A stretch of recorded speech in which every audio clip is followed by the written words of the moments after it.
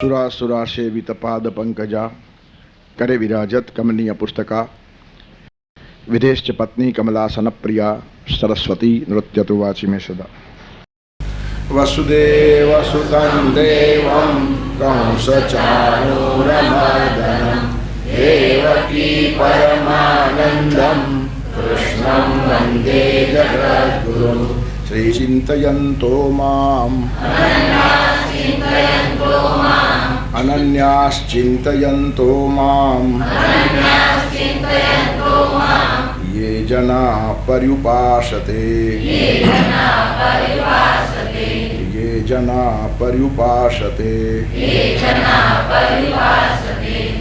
तेषां नित्याभियुक्तानां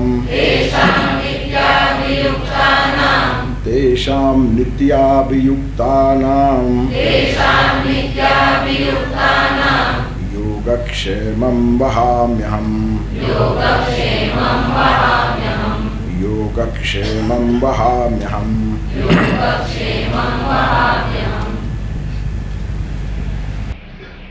अनन्य चिंतयन्तः नित्य अभियुक्तानां ये जनाः मां पर्युपासते तेषां योगक्षेमम अहम वहामि। अनन्य भावथी मारू चिंतन करता करता અને નિત્ય અભિયુક્ત હંમેશા મારામાં જોડાયેલા જે માણસો पर्युपासते સર્વાંગ રૂપે મારી ઉપાસના કરે છે તેમના યોગક્ષેમને હું વહન કરું છું। અતિ મહત્વનો શ્લોક ગીતાનું હૃદય છે। જેણે જેણે જગતમાં સારું કામ કરવું છે તેના ઘરની દિવાલ ઉપર નહીં, હૃદયની દિવાલ ઉપર આ શ્લોક કોતરાયેલો હોવો જોઈએ। દિવાલ ઉપર ઘણું લખી નાખી છે આપણે, જીવનમાંથી કાઢી નાખીએ, દિવાલ પર ચડાવી દઈએ। આપણને ચડાવવાની ટેવ છે અને મોટાભાગના સારા સૂત્રો દિવાલ ઉપર ગયા એટલે જીવનમાંથી નીકળી ગયા। દિવાલ ઉપર લખો વાંધો નહીં પડે, વાંચી વાંચીને અંદર ઉતારવાના છે। હું હંમેશા કહું છું, બહાર થાય તે પ્રદર્શન ને અંદર થાય તે દર્શન। પછી એ સૂત્રો હોય કે ભગવાન હોય, મંદિરમાં ભગવાનને જુઓ છો એ દ્રશ્ય થયું, અંદર ઉતારો ત્યારે દર્શન થાય છે। એટલે મંદિરમાં આંખ બંધ કરવાનો રિવાજ છે। ખુલ્લી આંખે દેખાય તેને પ્રદર્શન કહેવાય, ત્યાં આંખ બંધ ન કરાય। પ્રદર્શન ખુલ્લી આંખે જ જોવાય અને દર્શન બંધ આંખે જ થાય। એનું કારણ એ મૂર્તિને માનસપટ પર ઊભી કરવાની છે। તેમ આ શ્લોક હૃદયના ફલક પર લખેલો હોવો જોઈએ। અનન્યાસ ચિંતયંતો મામ યે જના પર્યુપાસતે। આ શ્લોક ઉપર ભાષણ કરવું જેટલું સહેલું છે, જીવવું એટલું જ અઘરું છે। અઘરું નહીં, અશક્ય વાત છે। 4-5 અબજની દુનિયાની વસ્તીમાંથી જો 10 માણસો આ શ્લોકને અનુસાર જીવતા હોય તો આ પૃથ્વીનું સૌભાગ્ય ગણો। ગણેલા 10 માણસો શોધી કાઢો કે જે આ શ્લોક કરતા આગા પાછા અંશ માત્ર થતા નથી, તો આ પૃથ્વી સૌભાગ્ય સંપન્ન છે એમ કહેવા વાંધો નહીં। એટલે ખ્યાલ આવશે આ શ્લોક કેટલો દુર્લભ છે અને કેટલો મુશ્કેલ છે। અતિશય બોલવામાં સહેલું છે, કહેવાય કીધું મેં 8-8, 9-9 દિવસ સુધી આ શ્લોક પર પંડિતે વ્યાખ્યાન આપ્યા, પણ રાજા જાગૃત હતો, પંડિતને રાજાએ જગાડ્યો કે તારો શ્લોક બહુ સારો, વિદ્વતા સારી, શબ્દોની ગોઠવણી સારી, ભાષણ બહુ સારું, શૈલી સારી, પણ ટચ થતું નથી। જીવન સ્પર્શી શ્લોક છે આ। તેથી આ શ્લોક ગીતાના પાના ઉપરથી જીવનની પોથીના પાના ઉપર જવું જોઈએ। અને તેમાં પણ જેને સારું કામ કરવું છે, બાકી તો ધંધો રોજગાર બધા કરે જ છે, તેમાં આ શ્લોક કામનો જ છે।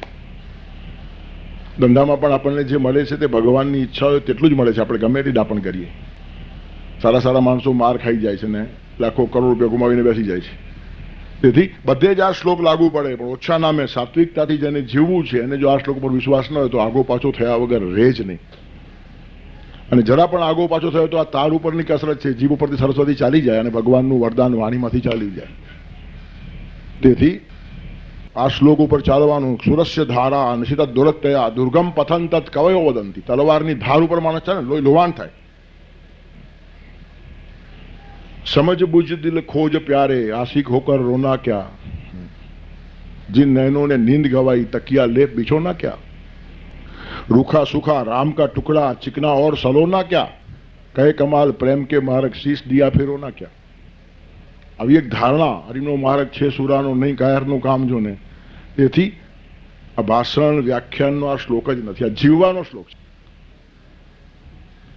પણ થોડી સમજણ ક્લિયર થાય એટલે વચ્ચે શ્લોક આવે તો બોલવું પડે, નહીં તો આ માણવાનો શ્લોક છે। આ અંદર અંદર પારાયણ બી બહાર કરવા જેવો નથી, અંદર પારાયણ કરવા જેવો શ્લોક છે। અતિશય મહત્વનો શ્લોક છે અને એની રેરિટી, દુર્લભતા ધ્યાનમાં આવે એટલે કીધું કે પૃથ્વી તટ ઉપર 10 માણસો જો આ શ્લોકને સંપૂર્ણપણે વફાદારીથી જીવતા હશે તો ભગવાન ખુશ છે. એનાથી વધારે તમે અપેક્ષા રાખી જ શકો નહીં. તેથી 10 અબજમાં 10 માણસો મળે તો પણ ખુશ થવા જેવો છે જો આ શ્લોકને સાથે માણસ ચાલી શકતો હોય તો. એ તો હાલતા ચાલતા માણસો, અમારું એવું જ છે, ભગવાન અમારું ચલાવે, પથરા ચલાવે છે, અંદર તો અહંકાર ભયંકર ભરેલો છે. એટલે બોલવું જુદું અને 60મા પડદા સુધી આ અનુભૂતિ હોવી જોઈએ. 1-2 પડદામાં ચાલે નહીં. હૃદય ચીરીને જુઓ તો પણ બીજું બહાર નીકળે નહીં. હનુમાને છાતી ચીરીને અંદર રામ દેખાડ્યા હતા. તેથી તો ગયા વખતે મેં હનુમાનનું વર્ણન કર્યું કે આ શ્લોકને જીવતો કરવો તો હનુમાનને ઉભો કરો. રામના સગડા કામ કર્યા પણ બેસણા બારને રાખ્યા. બદલો માગ્યો જ નહીં. એનું કારણ બદલો જેણે માગી લીધો એના મોઢા પડી ગયા ઝાંખા. મળી જાય તમે માગો એટલે ભગવાન આપી દે, પણ તમારા ચહેરા ઉપરનું નૂર જાય. માગો તો ભગવાન પણ આપશે ને માગો તો દુનિયાનો એકાદ શેઠ પણ આપશે, પણ તમારો ચહેરા ઉપરનું નૂર જશે એની શું કિંમત? 2-4 ભોગ્ય પદાર્થો મળે મહત્વના છે કે ચહેરા ઉપર નૂર હોય મહત્વનું છે? સમાન મહત્વનું છે, ઘરમાં ભેગો થયેલો સામાન મહત્વનો છે. 4 પૈસા મળશે તો 2 ખુરશી વધારે લાવીને મૂકશો, બી થવાનું શું છે? પણ તમારી ખુરશી ઉડી ગઈને આસન ડોલી ગયું ખબર નથી પડતી. આસન છે મત ડોલ. તું ડોલી ગયા પછી 4 સોફા મળતા હોય તો શું કામના છે? તેથી કેટલી બેલેન્સ જીવનધારા માણસની હોય ને તો આ શ્લોક સમજાય. અનન્ય અન્ય એટલે બીજું જોઈએ જ નહીં. અન્ય એટલે નહીં જ, ભગવાન સિવાય કશું જ નહીં. એ જ માણસોનો સંબંધ મારી જોડે થશે અને ટકશે જે ભગવાનની ઈચ્છા હશે. એટલે એકે માણસે સાચવવાનો પ્રયત્ન જ ન કરવો પડે. મને એકવાર એક બહુ મોટા માણસ છે, મોટો કહેવાય નહીં, મોટો તો આવું બોલે જ નહીં, તથાકથિત મોટો માણસ, સોકોલ જેને કહેવાય ને આજની ભાષામાં. તમને શું ખબર પડે મારે આટલું કામ કરવું એટલે મારે કેટલા શ્રીમંતોને સાચવવા પડે? હું સાચવ, તું શ્રીમંતોને સાચવશે ને તું ખોવાઈ જશે.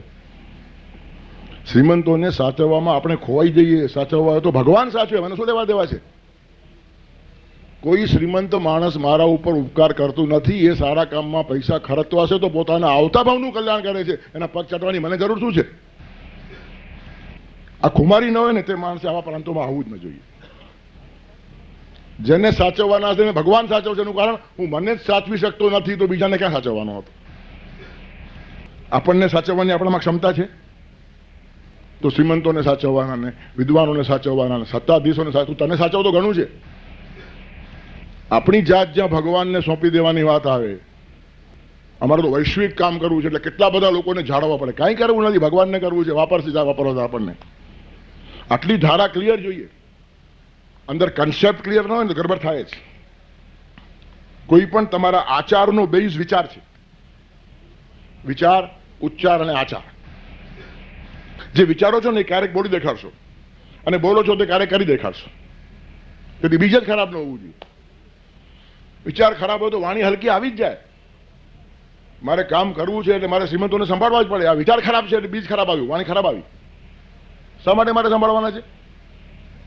મારે ભગવાનનું કામ કરવું છે, એને ભગવાનનું કામ કરવું છે. ભગવાન બેયને સાચવશે, એને મને.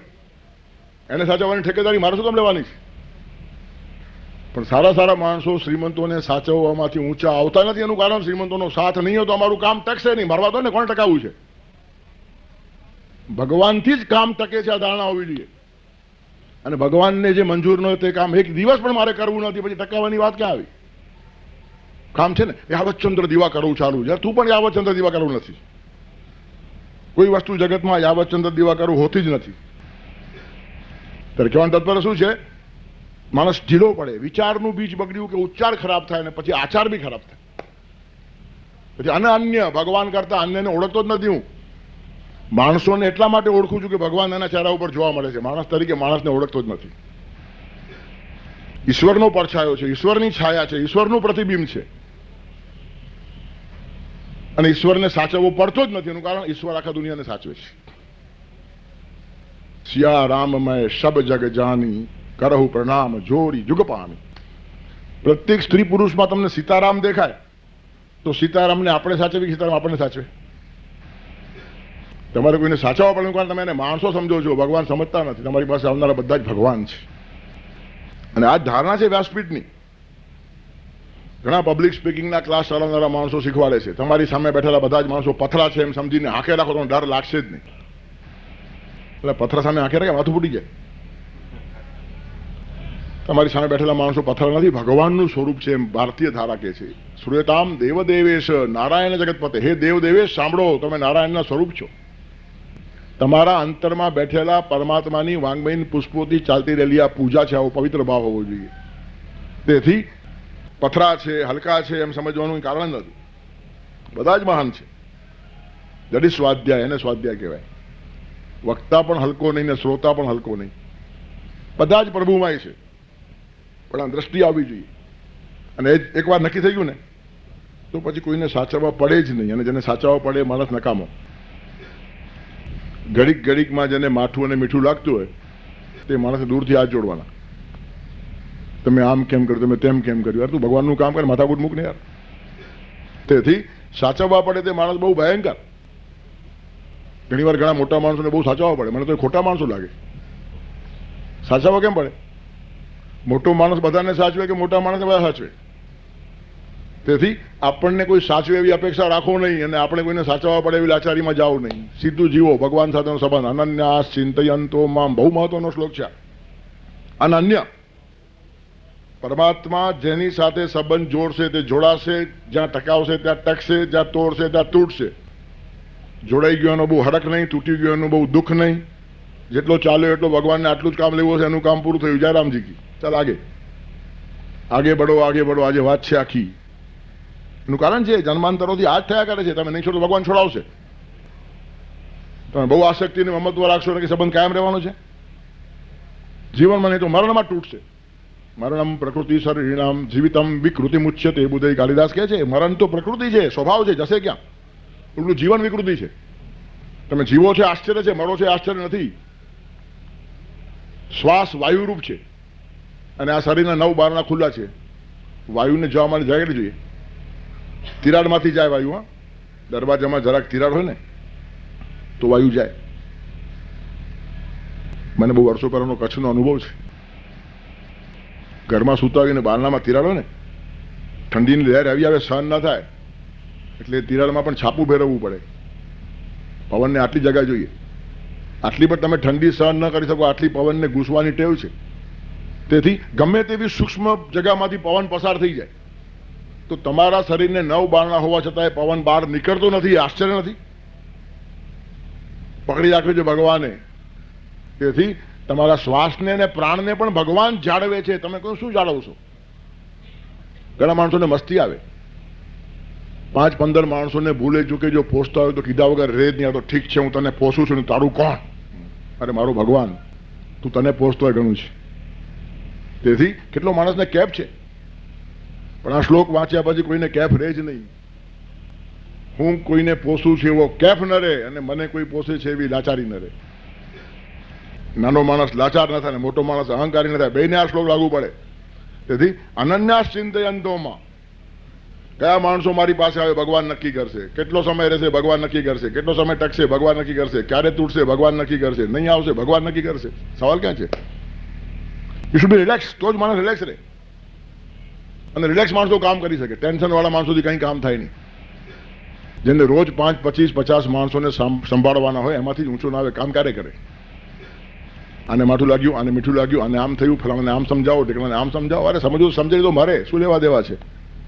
સમજાવવાનો ઠેકો મેં લીધો નથી. એની અંદર ભગવાન છે, એના કર્મ એને નડતા હશે. કોઈ કોઈને નડતું નથી. કર્મ તારા તને નડશે રે. માણસ પોતે પોતાને નડતો હોય છે. ત્યારે કહેવાનું તાત્પર્ય શું છે? માણસોને સાચવવાની વાત આવે, વિત્તને સાચવવાની વાત આવે, વસ્તુઓને સાચવવાની વાત આવે, વિચારોને સાચવવાની વાત આવે. વિચાર પણ શું કામ સાચવવાના? ગોખી રાખવાની જરૂર નથી. જે જરૂર પડશે ભગવાન આપશે. ગોખેલું પોથી પાંડિત્ય બહુ કામ લાગતું નથી. પોથી બડી બડી જગમુઆ પંડિત હુઆ ને કોઈ 2.5 અક્ષર પ્રેમ કે પઢીસો પંડિત હોય. પોથી પાંડિત્યમાં પ્રાસંગિકતા આવતી નથી. પ્રાસંગિકતા ઈશ્વરનો પ્રસાદ છે, અને પોથી પાંડિત્યમાં આપણો પુરુષાર્થ છે. આપણે પોથી ગોખી શકીએ છીએ. ભગવાનની કૃપા આવે તો પ્રાસંગિકતા ઊભી થાય છે. ભગવાનની કૃપાથી પોથીઓ ગોખાતી નથી, નિર્માણ થાય છે. કેટલાક શાસ્ત્રીઓ શાસ્ત્ર વાંચીને બોલતા હોય ને કેટલાક જીવતા તેના પર શાસ્ત્ર લખાતા હોય. યાસ્તે સામ સ્વૈર કથા તાયવ ભવંતી શાસ્ત્રાની. અરે હસતા રમતા બેઠા હોય વાત કરે, લખી દો, શાસ્ત્ર છે. એનું કારણ સાક્ષાત સરસ્વતીનો પ્રવાસ શરૂ થઈ જાય, ભગવાનનો પ્રસાદ શરૂ થઈ જાય. તમે જે લખો તે શાસ્ત્ર છે. સ્તોત્રાની સર્વાંગીર. એ સ્તોત્ર ગાય નહીં, જે બોલે તે સ્તોત્ર. એ પ્રદક્ષિણા કરે નહીં, જ્યાં ફરતો હોય ત્યાં પ્રદક્ષિણા જ છે. યદ્યત કર્મ કરોમિ તદખિલમ સંભોસ્તવારાધનમ. સમાધિ લગાડવાની જરૂર નથી એને, સુઈ ગયો સમાધિ જ છે. એ ઊંઘે સમાધિ, નિદ્રા સમાધિ સ્થિતિ. સંચાર પદેવ પ્રદક્ષિણ વિધિ સ્તોત્રાની સર્વાંગીર યદ્યત કર્મ કરોમિ તદખિલમ સંભોસ્તવારાધનમ. બહુ ઊંચી ધારા છે. તેથી આપણો દાળ રોટલો ભગવાન આપણને આપે છે એટલા નાનકડા વિશ્વાસથી જીવનાર માણસે આ શ્લોક મારા જીવનમાં સાકારિત થયો છે એટલી મોટી ભ્રાંતિમાં નહીં રહેવાનું. ચોક્કસ એ વિશ્વાસ હોવો જ જોઈએ. મને દાળ રોટલો ભગવાન આપે છે એવું નામનો માણસ માનતો હોય તો ભગવાન આપે છે, સવાલ જ નથી એમાં. પણ આ કેટલા ઊંચાઈની વાત છે. આ ખાલી દાળ રોટલા પૂરતું સીમિત શબ્દ નથી આ યોગક્ષેમમાં. કયા માણસોનો યોગ થવો અને કયા માણસોનો ક્ષેમ થયો, કેટલા આવે ને કેટલા ટકે. ક્ષેમ એટલે ટકવું અને યોગ એટલે આવવું. કોઈ વસ્તુનો યોગ થાય. અપ્રાપ્તસ્ય પ્રાપ્તમ નામ યોગમ અને પ્રાપ્તસ્ય પરિરક્ષણમ નામ ક્ષેમમ. નહીં મળેલી વસ્તુ મળે આ યોગ અને મળેલી વસ્તુ ટકે આ ક્ષેમ. ત્યારે મળે એ પણ ભગવાન નક્કી કરે અને ટકે એ પણ ભગવાન નક્કી કરે. જરૂરનું હશે તો જ મળશે અને જરૂરનું હશે તો જ ટકશે. મળ્યા પછી નહીં ટકે તો એનું કામ પૂરું થયું. કેટલી ક્લિયર સમજ છે ગીતાની. આ રીતે જીવતા આવડે ને એના જેવો હળવો માણસ કોઈ નહીં. બોજો થાય જ નહીં. ભજન કરે તે હારે મનવા, ભજન કરે તે જીતે. તુલસી દલથી તોલ કરો તો બને પવન પર ફોટો, અને હિમાલય મૂકો હેમનો તો મેરુથી મોટો. આ ભારે હળવા હરિવરને કહું મૂલવવો સી રીતે, ભજન કરે તે હારે મનવા, ભજન કરે તે જીતે. ભજન તે જ કરે જે માણસ હળવો હોય. વજન વાળા માણસોથી ભજન થતું નથી. એનું કારણ વજનમાંથી ઊંચા ના આવે. તેથી વજન લઈને ફરનારા માણસો આ સંબંધ ટકાવો, તે સંબંધ ટકાવો, પેલાને શું લાગ્યું, પેલાને શું લાગ્યું, એમાંથી બધું ખલાસ થઈ જાય. કોઈને આમ લાગે છે ને કોઈને તેમ લાગે છે. સદા જોતો રહે જે તું પ્રભુને કેમ લાગે છે. એક જ વાત જુઓ ને પતી ગયું. ભગવાનને સારું લાગશે તો આખી દુનિયાને સારું લગાડવાની હિંમત એનામાં છે. સમર્થાચિયા સેવકા વક્ર પાય અસા સર્વ ભૂમંડળી કોણાય. શત્રુઓ પણ તમારી મિત્રતા કરવા આવે એટલી ભગવાનમાં તાકાત છે. તમે એની પછવાડે બહુ પડો જ નહીં. આખી કંટ્રોલિંગ ધારા જ ભગવાનના હાથમાં છે. તેથી માત્ર દાળ રોટલા ઉપર આ શ્લોકને સીમિત ન કરો. એ તો છે જ, એ નથી એમ નહીં, પણ એ તો એક ખૂણો થયો, એક મર્યાદા થઈ. એ તમારા ભૌતિક જીવનનું રક્ષણ થયું.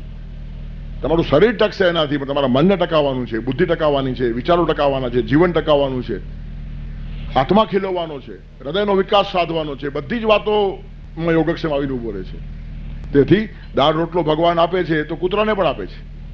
નથી આપતો એમ નહીં, કબૂલ છે. એમાં આપણો અહંકાર ન જોવો જોઈએ. ભગવાન દાળ રોટલો આપે છે, બધાને આપે છે. કીડીને કણ અને હાથીને મણ જે આપણે કહીએ છીએ ખોટું નથી, પણ મનુષ્ય થયા પછી ત્યાં સીમિત થવાય નહીં. કેવળ શરીરનું જ રક્ષણ ભગવાન કરે છે માનવું એ ભગવાનનું પણ અપમાન છે. શરીરની વ્યવસ્થા ભગવાન કરશે જ, મનની વ્યવસ્થા પણ કરશે, બુદ્ધિની વ્યવસ્થા પણ કરશે, હૃદયની વ્યવસ્થા પણ કરશે, જીવનની વ્યવસ્થા પણ કરશે અને સાક્ષાત્કારની વ્યવસ્થા પણ કરશે. પરમાત્માની કૃપા વગર પરમાત્મા પણ મળતો નથી. જાનહી તુમહી, તમને એ જ જાણે જેને તમે જણાવો. યમૈષ વૃણુતે, ભગવાન જેને સિલેક્ટ કરે એ જ ભગવાનને પામે. તારી દિવ્ય કૃપા વિને તારી સુરત ના પમાય, ભાવ ભર્યા ગીતો હૃદયથી ગવાય. તેથી બધે જ ઠેકાણે યોગક્ષેમ શબ્દ છે, રોટલાથી માંડીને સમાધિ સુધી. ત્યારે કઈ વ્યક્તિ જીવનમાં આવશે પરમાત્મા નક્કી કરે. કેટલો સમય રહેશે પરમાત્મા નક્કી કરે. ક્યારે જશે પરમાત્મા નક્કી કરે. કેટલું વિત્ત જીવનમાં આવશે ભગવાન નક્કી કરશે. કેટલું ટકશે ભગવાન નક્કી કરશે. કઈ કઈ વસ્તુઓ જીવનમાં આવશે ભગવાન નક્કી કરે. કેટલી ટકશે ભગવાન નક્કી કરે. ક્યારે જશે ભગવાન નક્કી કરશે. કયા વિચારો આવશે ભગવાન નક્કી કરે. મારે મારા વિચારો કોઈના ઉપર લાદવા જ નથી. એનું કારણ સામે બેઠેલા વર્ગને અત્યારે શેની જરૂર છે તે મારા કરતા ભગવાનને વધારે ખબર છે. તેથી એ પ્રવાહ આવે ને એની મજા જુદી હોય. માણસના વિચારો દુનિયાને ખટકે છે, ભગવાનના વિચારો કોઈને ખટકતા નથી. તેથી ઈશ્વરને વહેવાની છૂટ આપવી, આટલું જ કામ કરવું છે. આપણે આડા ન પડીએ ને તો એ વયા જ કરે છે. આપણે વધારેમાં વધારે આડા પડવાનું કામ કરીએ છીએ. આડો માણસ ન પડે તો જમ્યા પછી આડા પડો, આરામને માટે. કોઈને આડા ન પડો. આડા પડવાની છૂટ છે. એમાં રિલેક્સ થવાય, કારણ કે રુધિરાભિષેક સરસ થાય. ઊભા હો તો લોહીને આમ ચડવું પડે છે ઉપર, અને સુવો ને તો લોહીને આમ ફરવું પડે ને આમ પ્રવાસ સહેલો થાય. એટલે આરામ મળે છે ઊંઘમાં. જમ્યા પછી આડા પડો, પણ કોઈના કામમાં આડા ન પડો. અને કોઈ પડે તો એને ન પડો. કોઈ અમને નડ્યા તો ઊભા રહી ગયા, પણ ઊભા રહી અમે કોઈને ના નડ્યા. આવી રીતની એક જીવનની ધારા હોવી જોઈએ. એનું કારણ છે પરમાત્માનું સાધન થયા પછી હલકા વિચારો કરાય જ નહીં. તો જ ઈશ્વર આપણને વાપરે. ગમે તેવા માણસને ઈશ્વર વાપરતો નથી. ઈશ્વરને ઘણા સાધનો મળી રહે અને ન મળે તો ઊભું કરવાની ઈશ્વરમાં હિંમત છે. અર્જુનને પણ જરાક મસ્તી અને કેફ આવી ને કઈ નાખ ગીતામાં, ઋતેપી ત્વામ ન ભવિષ્યંતિ સર્વે. ઋતેપી ત્વામ તારા વગર પણ, કેટલું સ્પષ્ટ કહ્યું છે. કૃષ્ણ જ કહી શકે. રાત દિવસ ભેગો રમનારો માણસ છે, એને શું લાગશે એની પરવા નહીં કરી, એના હિતમાં સાચી વાત કહી દીધી. ન ભવિષ્યંતિ સર્વે, આ બધા લોકો ન ભવિષ્યંતિ, એક બે રહેશે નહીં. ભીષ્મ, દ્રોણ, કર્ણ બધા હતા ન હતા થઈ જવાના છે તારા વગર પણ. ડાયો થઈ ગયો અર્જુન 1 મિનિટમાં. હું લડીશ નહીં ને આમ નખરા કર્યા. થોડાક નખરા ભગવાન પોષે શરૂમાં. દીકરાના લાડ પોષવાની પણ એક મર્યાદા હોય છે. દીકરાની લાત બાપ ખાઈ લે પણ નિર્દોષતામાં, પણ નિર્દોષતા જાય અને લાત આવે તો સામી લાત પણ લાગે. ઈશ્વર પ્રેમથી લાત ખાય પણ છે અને લાત મારે પણ છે અને ઘણાને મારી પણ છે. તેથી અર્જુન જેવા નજીકના માણસને, સાવ પાસેનો માણસ છે, એને કઈ નાખ્યું ઋતેપી ત્વામ, તારા વગર બધું થવાનું છે, નકામ બધું ખાન ખાય છે. ભગવાનને શું અશક્ય હતું? અને દેખાડી બી આપ્યું છે.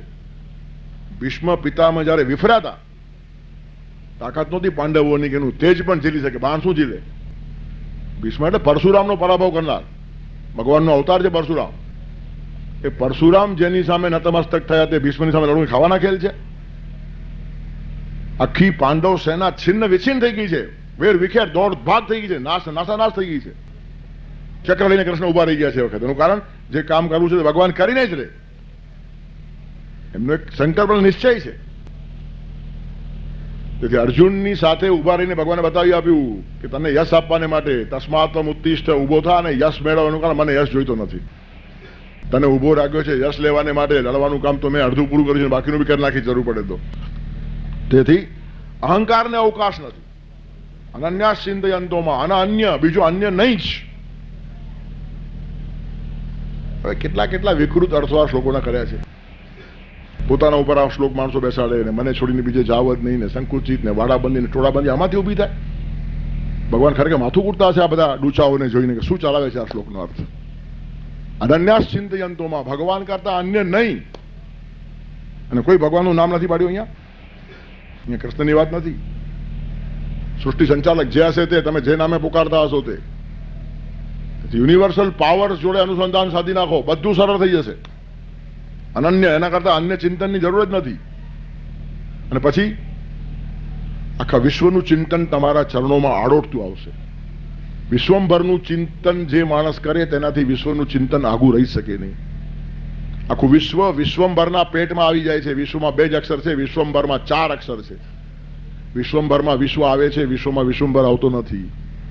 તેથી મોટી વાતને પકડી દો ને, વાત પતી ગઈ. વિશ્વભરને પકડો એટલે વિશ્વ એના પેટમાં છે જ ઓલરેડી. તેથી અનન્યાસ ચિંતયંતો મામ યે જના પર્યુપાસતે. ગયા વખતે મેં દ્રષ્ટાંત આપેલું, બધા લોકો એક વસ્તુ માગીને ચાલ્યા ગયા. એક છોકરીએ રાજાને જ પતિ તરીકે માગ્યો, રાજા જ મળી ગયો, હવે રોજ જોઈએ તે મળશે. તે જગતના પદાર્થો માગવાના કે જગદીશ માગવાનો? જગદીશ જોડે જે માણસ પરણી ગયો તેને કોઈ વાતની અછત રહે ખરી? એકાદ વખત માગો, જમીનનો ટુકડો મળે, એકાદ સારી નોકરી મળે, એકાદું મકાન મળી જાય, થોડી કંઈ સંપત્તિ મળી જાય, કબૂલ. પણ એક જ વાર. અને પરણી ગયા તો રોજ. અને માગવાની જરૂર નહીં, તમને આપીને ખુશ થાય. પતિ પોતાની પત્નીને કંઈ ભેટ આપે છે તો પત્નીને આનંદ થાય, તેના કરતા વધારે પતિને આનંદ થાય. તેમ ભગવાન આ માણસને કંઈ આપે તો એને તો ભલે આનંદ થાય, પણ એનાથી વિશેષ આનંદ ભગવાનને થાય. આ ધારણા જ મગજમાં નથી આવતી. એનું કારણ એટલા બધા નીચે આપણે ઉતરી ગયા છીએ. અને આવી રીતની કહેવતો પાડી નાખી છે, માગ્યા વગર તો માં પણ ના આપે, ભગવાન શું આપે? માગ ત્યારે માગ. માગીને હલકા થવા સિવાય કશું થતું નથી.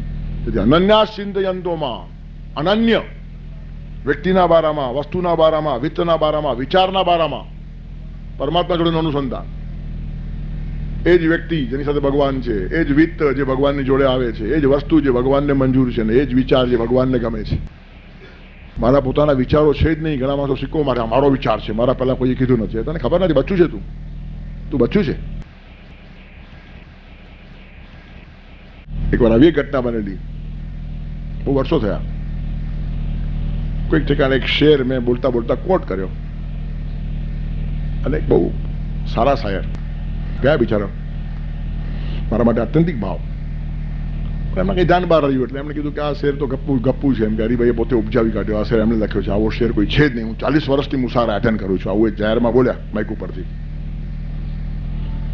ત્યારે કીધું મને બહુ મોટું માન આપ્યું એમણે, આટલો સરસ શેર હું લખવા આવો વિશ્વાસ ઉભો કર્યો છે મારા માટે, કેટલો ભાવ છે એમનો. મારું ગજુ નથી આ શેર લખવાનું, છતાં મારા ઉપર આરોપિત કર્યું. પણ એક વાત કહું, 40 વર્ષથી એ ભાઈ મુશાયરામાં જતા હશે, પણ મુશાયરાનો ઇતિહાસ કમસે કમ 400 વર્ષનો છે. તેથી આપણને બધું જ ખબર છે એમ માનો નહીં. ઈશ્વરની સૃષ્ટિમાં માનવ બહુ જ અજ્ઞાની છે. તેથી મારા જ વિચાર છે, મારા પહેલા કોઈએ કહ્યા જ નથી, આવા વિચારો તો કોઈને ખબર જ નથી, એ બધી ભ્રાંતિ છે. એમાંથી જલ્દી બહાર આવવું જોઈએ. કરોડો વર્ષથી આ પૃથ્વી ઊભી છે અને વેદોમાં ન હોય તેવો વિચાર દુનિયામાં આજ સુધી પાક્યો નથી. વેદ નહીં, મહાભારત. ભારત પંચમો વેદ. મહાભારતને વેદની ઉપમા આપી છે. ભારતમાં વેદની ઉપમા કોઈ ગ્રંથને મળે ને બહુ મોટી વાત છે. તિરુવલ્લુવરે લખેલો એક ગ્રંથ છે કુરલ, તિરુવલ્લુવર લખે ને, એને વેદની ઉપમા મળી છે તામિલનાડુમાં. બહુ મોટી વાત કહેવાય. આટલા સરસ સૂત્રો છે. અને આજે ઘણા બધા જે સારા સારા વિચારક કહેવાય છે, બધા ઉપર તિરુકુરલની છાયા છે જો વાંચશો તો. પણ તિરુકુરલનો દાવો નથી કે અમારું છે. ખરેખરના વિચારમાં તાકાત છે, પણ એ પણ વેદને પગે લાગે છે. તેથી વેદ, ઉપનિષદ, ગીતા, તેમાંથી બધા વિચારો આવેલા છે. એટલે આ મારું નવું છે ને આ મારું મૌલિક છે ને આ મારું ઓરિજિનલ છે. કોઈ વિચાર ઉપર સિક્કો મારો જ નહીં. વિચારે વહેતો પ્રવાહ છે. આકાશમાંથી પડેલું પાણી તમારા કુવામાં ભેગું થયું, તમે બીજાને આપતા નથી. આ મારું પાણી છે, એના જેવું થયું. આ પાણી તમારું ક્યાંથી આવ્યું? આકાશમાંથી વરસ્યું તો આવ્યું, ક્યાંથી આવે? ત્યારે કહેવાનું તાત્પર્ય શું છે? વિચારનો પ્રવાહ પરમાત્મા તરફથી જ વહે છે. વિચારોના બારામાં પણ અહંકાર કરવા જેવું છે જ નહીં. યદા કિંચિદ કિંચિદ બુદ્ધજન સકાશાદ અવગતમ તદા મૂર્ખોસ્મિતિ જ્વરૈવ મદો મે વ્યપગતઃ. આપણને આપણના વિચારનો અહંકાર ત્યાં સુધી જોઈએ જ્યાં સુધી મોટા મોટા વિચારોના પગ પાસે બેઠા નથી. નસો ઉતરી ગયા જળાવારમાં. સિંધુની પાસે બિંદુને શું અહંકાર રે, અને પાછું સિંધુને અહંકાર નથી એ જોવા મળે. સિંધુને અહંકાર નથી એ સિંધુ પાસે બેસીને બિંદુ જુએ અને પછી બિંદુ જો અહંકાર કરે તો એના જેવું હાસ્યાસ્પદ કોઈ ચિત્ર જગતમાં ન હોય. સિંધુ પાસે બેસવાનું અને બિંદુએ અહંકાર કરવાનો. સિંધુ કે મારી પાસે કઈ જ નથી, મારું કશું જ નથી. સિંધુ કે મારું કશું જ નથી, બિંદુ કે હું કંઈક છું. વિષભાર સહસ્રેણ ન ગર્વમ યાતિ વાસુકી વૃશ્ચિકો બિંદુ માત્રેણ પ્રોર્ધ્વમ વાતિ કંટકમ. હજારો મણ ઝેર જેની પાસે છે તે વાસુકી નાગને અહંકાર નથી પોતાના ઝેરનું. હજારો મણ ઝેર છે એની પાસે, પણ વીછી પાસે એક ટીપું આવવા દો, કાંટો ઊંચો કર્યા વગર રહે જ નહીં. આ વીછીની જાત છે. વાત વાતમાં કાંટો ઊંચો કરે, જોઈ લે. સર શું જોઈ લેશે ભાઈ? ડંખીલા માણસો ને વીછી જેવા કહેવાય, પોતાનો કાંટો ઊંચો કરીને બેઠા હોય. તેથી અનન્યા ચિંતયંતો મામનો શ્લોક આટલી બધી હાઈટ ઉપર છે કે આ બધું ટકતું નથી. ત્યાં બહુ વામણા, છીછરા, બટકા, દયનીય માણસો દેખાય છે આડી અવળી વાત કરતા હોય. એનું કારણ ઊંચાઈ જીવનની મળી નથી. નથી મળ્યું કારણ ગીતા જીવન સ્પર્શી રીતે વાંચી જ નથી. 50 વર્ષ સાંભળ્યું કે 50 વર્ષ કીધી હોય, પણ અંદર સ્પર્શે તો ફાયદો શું? રેનકોટ પહેરીને ફરનારો માણસ વરસાદમાં ભીંજાતો નથી, તેમ રેનકોટ પહેરીને ગીતા વાંચનારા માણસો ઘણા છે. 50 વર્ષમાં લાગે જ નહીં એક ટીપુએ. ધોધમાર વરસાદમાં આપણે ભીંજાતા, પ્રિયતમા પોતાના પ્રિયતમને કહે છે કે ધોધમાર વરસાદમાં આપણે પલળતા હતા અને ભીંજાતા હતા, ત્યારે મને ક્યાં ખબર તમે રેનકોટ પહેર્યો છે? હું એકલી જ ભીંજાઈ, તમે તો એવા ને એવા કોરા રહ્યા. તેથી પ્રિયતમા ભીંજાઈ ને પ્રિયતમ એમને એમ રહી ગયો, રેનકોટ પહેરીને ફરતો હતો. બને, શક્ય છે.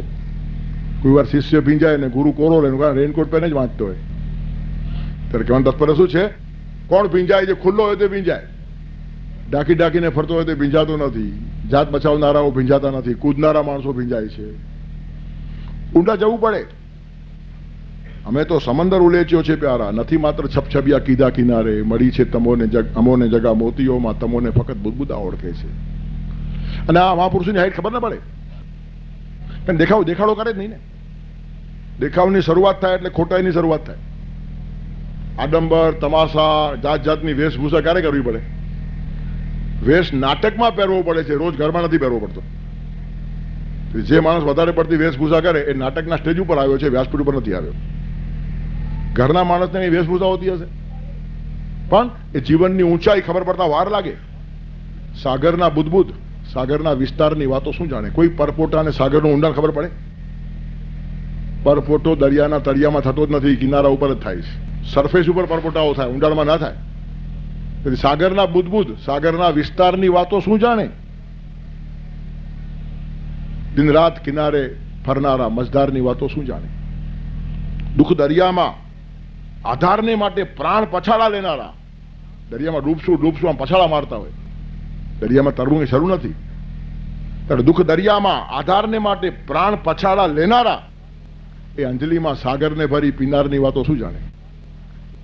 દરિયામાં કેમ તરવું તે મુશ્કેલ હોય ત્યારે ખબર પડે ખરો કે આવો એકાદ માણસ હોઈ શકે જે અંજલિમાં આખો સાગર પી જાય? એની કલ્પના કરવી પણ અઘરી છે. સાગરના બુદબુદ સાગરના વિસ્તારની વાતો શું જાણે? દિનરાત કિનારે ભમનારા મજદારની વાતો શું જાણે? દુઃખ દરિયામાં આધારને માટે પ્રાણ પછાડા લેનારા એ અંજલિમાં સાગરને ભરી પીનારની વાતો શું જાણે? અને એટલે મેં કીધું કે આ કેટેગરીના માણસો દુનિયામાંથી 10 મળે તો દુનિયા ભાગ્યશાળી છે, આજે પણ સમજવા વાંધો નથી. એટલે આની રેરિટી જોઈ લો, દુર્લભતા જુઓ. મનુષ્યાણામ સહસ્રેષુ કશ્ચિદ યતતિ સિદ્ધએ અને યતતામપી સિદ્ધાનામ કશ્ચિદ. અમારા ઘરનું નથી કઈ, કહું છું વિચાર માણસનો હોતો જ નથી, ગીતામાં જ છે. આવા માણસો દુનિયામાં 10 પણ મળે તો દુનિયા સૌભાગ્ય સંપન્ન છે, એમ હરિભાઈનો વિચાર નથી, ગીતાનો વિચાર છે. મનુષ્યાણામ સહસ્રેષુ કશ્ચિદ યતતિ સિદ્ધએ. હજારો લાખો માણસોમાંથી કોઈક જ પ્રયત્ન કરે છે, અને પ્રયત્ન કરનારા હજારો લાખોમાંથી કોઈક જ પહોંચે છે, એટલે કેટલું રેર છે. અને તે હાઈટથી ભગવાન પોતાનું દિલ અહીંયા ખોલે છે. અનન્યાસ ચિંતયંતો મામ યે જના પર્યુપાસતે તેષામ નિત્યાભિયુક્તાનામ યોગક્ષેમમ વહામ્યહમ. અનન્ય ચિંતન કરતા કરતા નિત્ય મારી જોડે અભિયુક્ત જોડાયેલા રહીને ચોતરફથી પર્યુપાસતે મારી ઉપાસના કરે જે જના તેષામ યોગક્ષેમમ અહમ વહામિ. તેના યોગક્ષેમને હું ચલાવું છું, બધું જ મેળવી આપું એને. દુર્લભ વાતો પણ સુલભ થઈ જાય. અપ્રાપ્ત છે પ્રાપ્તમ, અપ્રાપ્ત વસ્તુની પ્રાપ્તિ. હવે જરા જુદી રીતે વિચારો, પૈસો અપ્રાપ્ત છે જ નહીં, એનું કારણ ઘણાને મળ્યો છે. ભગવાન અપ્રાપ્ત મેળવી આપણે પૈસો મેળવી આપે? પૈસો અપ્રાપ્ત નથી, બહુ સુલભ છે. આવા માણસો 10 પણ નહીં મળે, અને કરોડોપતિઓ તમને જોઈએ તો લાખો મળશે. એટલે પૈસો કોઈ અપ્રાપ્ય ચીજ નથી. એટલે અહીંયા પૈસા કરતા ઉપરની વાત ભગવાન કરે છે. જે મેળવવું અઘરું છે તે મેળવી આપું છું. અપ્રાપ્ય એટલે જે મેળવવું અઘરું છે. પૈસો મેળવવો અઘરું નથી. અંગૂઠા છાપ માણસો બી કરોડપતિ છે, અને તમને બી આવતીકાલે મળશે. મહેનત નહીં મળે એવું થોડું જ છે, બધાને મળે, કે એટલું દુર્લભ નથી. તેથી સારા કામો કરો, પુણ્ય કરો. લક્ષ્મી દાનાનુસારની, તમે દાન કરો, લક્ષ્મી મળે છે. જવાબ છે તમારો. આવતા જન્મે શ્રીમંત થવું હોય તો આ જન્મે સારું એવું દાન કરવું, તમારું જમા થાય, પછી તમને મળે. ભગવાન કોઈનું ખાય નહીં, કોઈનો ભાર ન રાખે મુરારી. તેથી આ કઈ દુર્લભતા નથી. જ્ઞાન મળી જાય એ પણ દુર્લભ નથી. ઘણા જ્ઞાનીઓ ફરે છે, ઘણા પંડિતો ફરે છે, કોઈ પંડિતોની અછત નથી. ઢગલાબદ્ધ પંડિતો જોઈએ એટલા છે, લાખો કરોડોના હિસાબમાં છે. એટલે અપ્રાપ્ત વાતોમાં આ બધી વાતો નથી આવતી. પરમાત્મા મળવો કાં તો મોક્ષ મળવો એ સૌથી અપ્રાપ્ત વસ્તુ છે. તે પણ આ માણસને મળે. અપ્રાપ્તસ્ય પ્રાપ્તમ નામ, એટલે જે મેળવવું અતિશય મુશ્કેલ છે, જેના તરફ લોકોનું લક્ષ્ય નથી, ધ્યાન નથી, અને જાય તો એ પત્તો ખાતો નથી, તેવી અપ્રાપ્ત વસ્તુને હું આપું છું. એટલે ભગવાન કેટલા વ્યાપકતાથી આ શ્લોક બોલે છે. પૈસો મળી જાય, ઠીક, જરૂર મળી જાય, પણ એટલી બધી દુર્લભ વાત નથી. મુંબઈ શહેરમાં આવેલો પ્રત્યેક માણસ દોરી લોટો લઈને આવ્યો અને આજે બંગલા મોટરો ફેરવો થઈ ગયો છે. નથી થયો એવું નથી. હવે ઘણા બધા નહીં પણ થતા હશે, પણ થનારા બી ઘણા છે. એટલે દુર્લભતા નથી. કોઈ થાય કોઈ ન થાય, પણ આટલા સહેલાઈથી મોક્ષ મળતો નથી, કે આટલા સહેલાઈથી પરમાત્મા મળતો નથી, આટલા સહેલાઈથી જીવનના સાક્ષાત્કારો થતા નથી, એટલા સહેલાઈથી અનુભૂતિઓ મળતી નથી. તેથી એ વસ્તુ પણ આ માણસને મળે. પ્રસાદ છે પરમાત્માનો. યોગક્ષેમમ વહામ્યહમ, અહીંયા આ વાત ભગવાન કરે છે. તેથી દુર્લભમાં દુર્લભ વસ્તુઓ પણ એને હું સુલભ કરી આપું છું. તસ્યાહમ સુલભ પાર્થ. દુર્લભ છે પણ અનન્ય ચિંતન કરવા લાગ્યો ને, તસ્યાહમ સુલભ, એના માટે હું સુલભ છું. દુર્લભ વસ્તુને પણ સુલભ કરવાની ભગવાનમાં ક્ષમતા છે. ભગવાન પોતે જ સુલભ થઈ જાય તો પછી અઘરું રહ્યું ક્યાં? દેખાતો ન હોય તો ભગવાન એનાથી દૂર રહે નહીં. ગોકુળમાં રાસ સદા સૌને રમાડતો, ઉરને વૃંદાવન એ વાંસળી વગાડતો, નહીં દેખાતો તોય કદી દૂર ના, મારું ગીત રમે રાધાનુપુરમાં. ત્યારે કહેવાનું તત્પર શું છે? દેખાય નહીં તો પણ દૂર ન હોય, આટલો પાસે આવી જાય. અનુભૂતિ છે, આ રિયલાઇઝેશન છે. ભગવાન દેખાવો ન દેખાવો એ દૂરની વાત છે. દેખાય કે નહીં કોને ખબર? શાસ્ત્રી ચર્ચા છે. દેખાય તે વસ્તુ ઓબ્જેક્ટ થઈ જાય ને ભગવાન કીધું ઓબ્જેક્ટ બનતા જ નથી. મમ ભવતું કૃષ્ણોક્ષી વિષય, કૃષ્ણ મારા આંખ સામે નાચે, એમ શંકરાચાર્ય કે એક ભાવાવસ્થા છે. પણ તમને જે સામોસામ દેખાય તે ઓબ્જેક્ટ થઈ જાય છે, અને ઓબ્જેક્ટ કોઈ કાયમી હોતું જ નથી. ભગવાન અવતાર લઈને આવ્યો તો એને પણ જગતમાં જવું પડે છે. તેથી ભગવાનનો સાક્ષાત્કાર, રિયલાઇઝેશન, અનુભૂતિ આ જ સાચી વસ્તુ છે. પવન દેખાતો નથી અને છતાં એના વગર જીવાતું નથી. પવનનો જીવી દેખાડો, તેવો ભગવાન છે. તેવો છે એ પણ અધૂરી ઉપમા છે. એનું કારણ એ પવનને પણ ભગવાન ચલાવે છે. તેથી એના કરતા પણ સૂક્ષ્મ છે. એ તસ્માદ આકાશાદ વાયુ, વાયુ અગ્નિ, અગ્નિ આપ, અદ્ભ્ય પૃથ્વી. આત્મામાંથી આકાશ નિર્માણ થયો, આકાશમાંથી વાયુ, એમાંથી અગ્નિ, એમાંથી જલ, એમાંથી ભૂમિ. આમ પંચ મહાભૂત નિર્માણ થયા છે. એટલે એના કરતા સૂક્ષ્મ છે આત્મા. આકાશ કરતા પણ સૂક્ષ્મ છે. વાયુ કરતા આકાશ સૂક્ષ્મ અને આકાશ કરતા પરમાત્મા સૂક્ષ્મ છે. તેથી વાયુ અને આકાશ જેવા થોડાક સ્થૂળ થયેલા ભૂતો પણ આપણને દેખાતા નથી. આપણને ત્રણ દેખાય: પૃથ્વી, આપ અને તેજ. પૃથ્વી દેખાય છે, પાણી દેખાય છે અને અગ્નિ દેખાય છે. બસ તેજ પાસે પહોંચીએ પછી નહીં, વાયુ દેખાય નહીં, અનુભવાય. એટલે જરાક ઉપર જાય એટલે અનુભૂતિનો પ્લાન શરૂ થઈ જાય. પૃથ્વી, આપ અને તેજ સુધી જ તમારી સ્થૂળ વાતો ચાલે. પછી વાયુથી અનુભૂતિની વાતો શરૂ. અને એ જ વાયુપુત્ર હનુમાનનો મહિમા છે.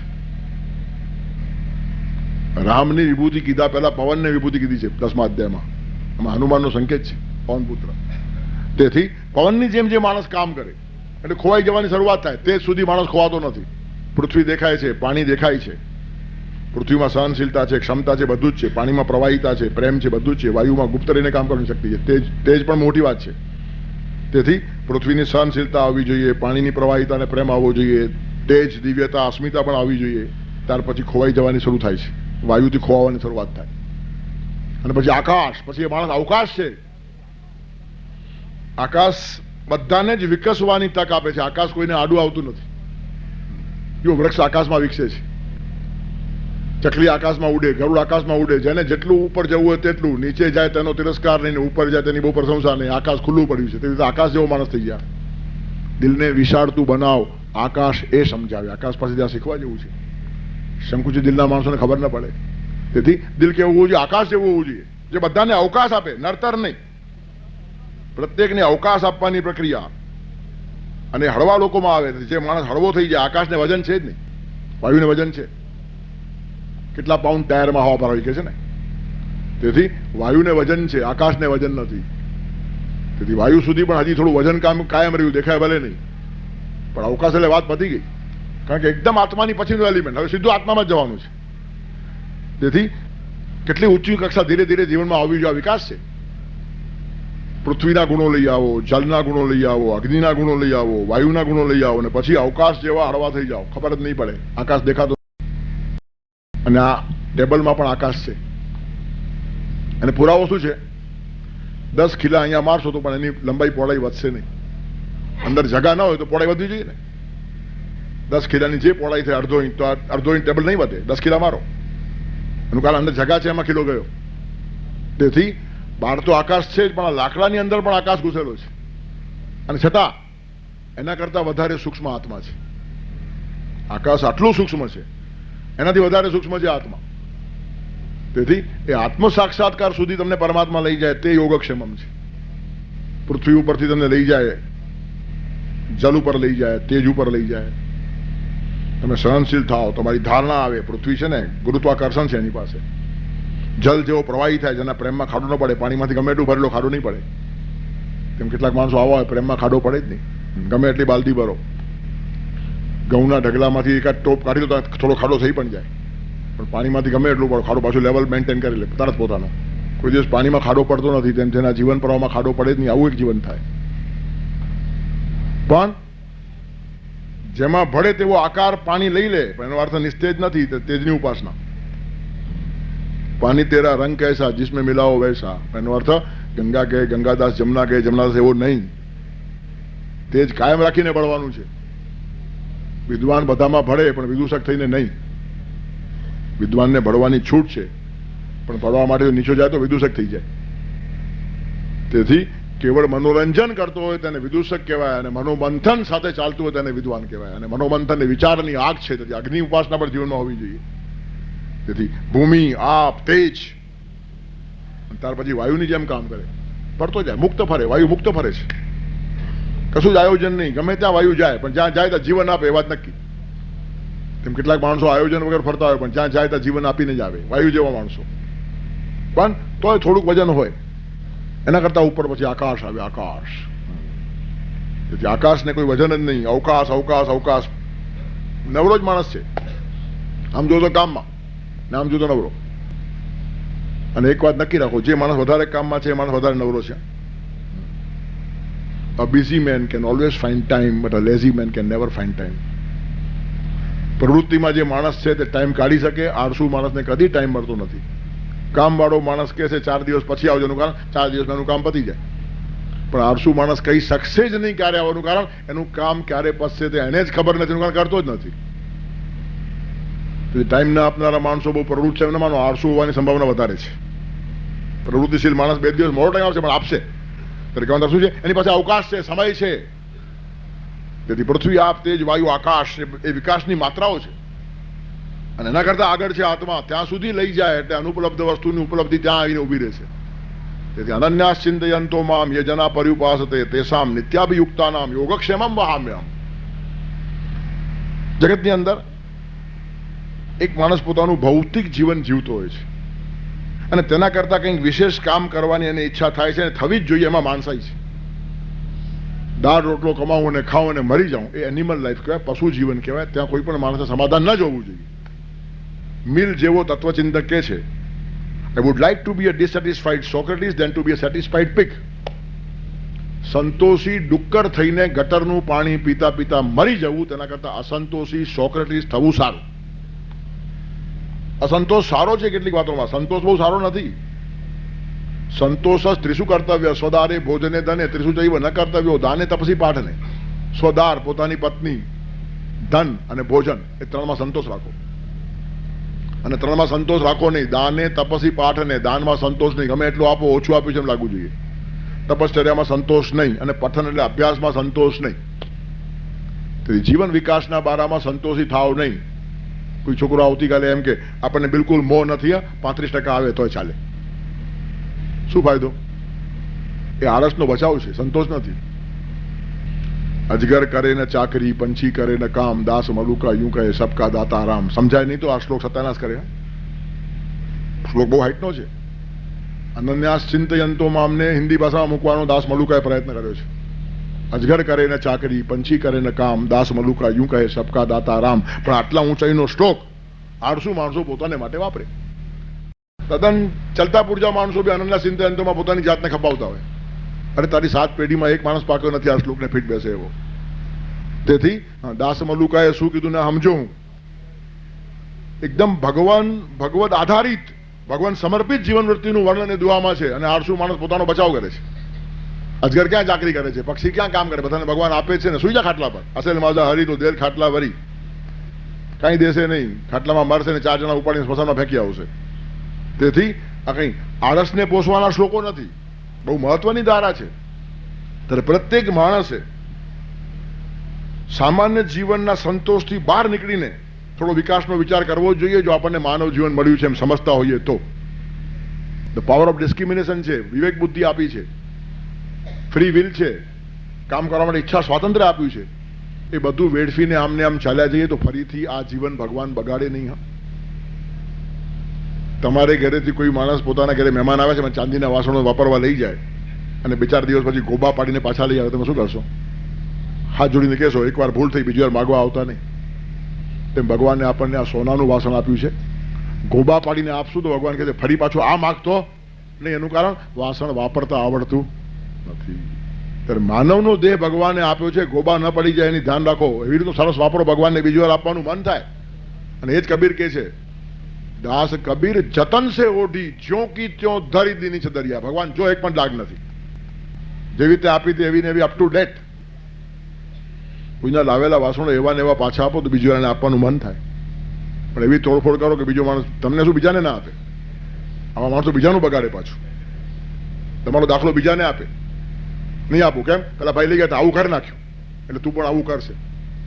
એટલે એક માણસ ખરાબ કામ કરે તો બીજા સારા માણસો ઉપરનું જગતમાં વિશ્વાસ ઉડી જાય. એટલે બહુ સાચવીને જીવનમાં ચાલવા જેવું હોય છે, નહીં તો બીજા સારા માણસોનું કામ મુશ્કેલ કરી નાખીએ અને બીજાને વાસણ મળે જ નહીં, જરૂર પડે તો પણ. ત્યારે ભગવાને આપણને આપેલો દેહ છે તો કેવળ ખાઈ પીને એને વેડફી નાખાય એના કરતા જુદું કશું મારે કરવું છે. હવે જુદું કરવું હોય તો દાળ રોટલાની વ્યવસ્થા કરતા અતિરિક્ત કંઈક સમય માણસે કાઢવો પડે, અને એ સમયમાં પણ પાછા યોગક્ષેમની જરૂર પડે. જો આ શ્લોક જરા બહુ ઘણા ઢંગથી સમજવા જેવો છે.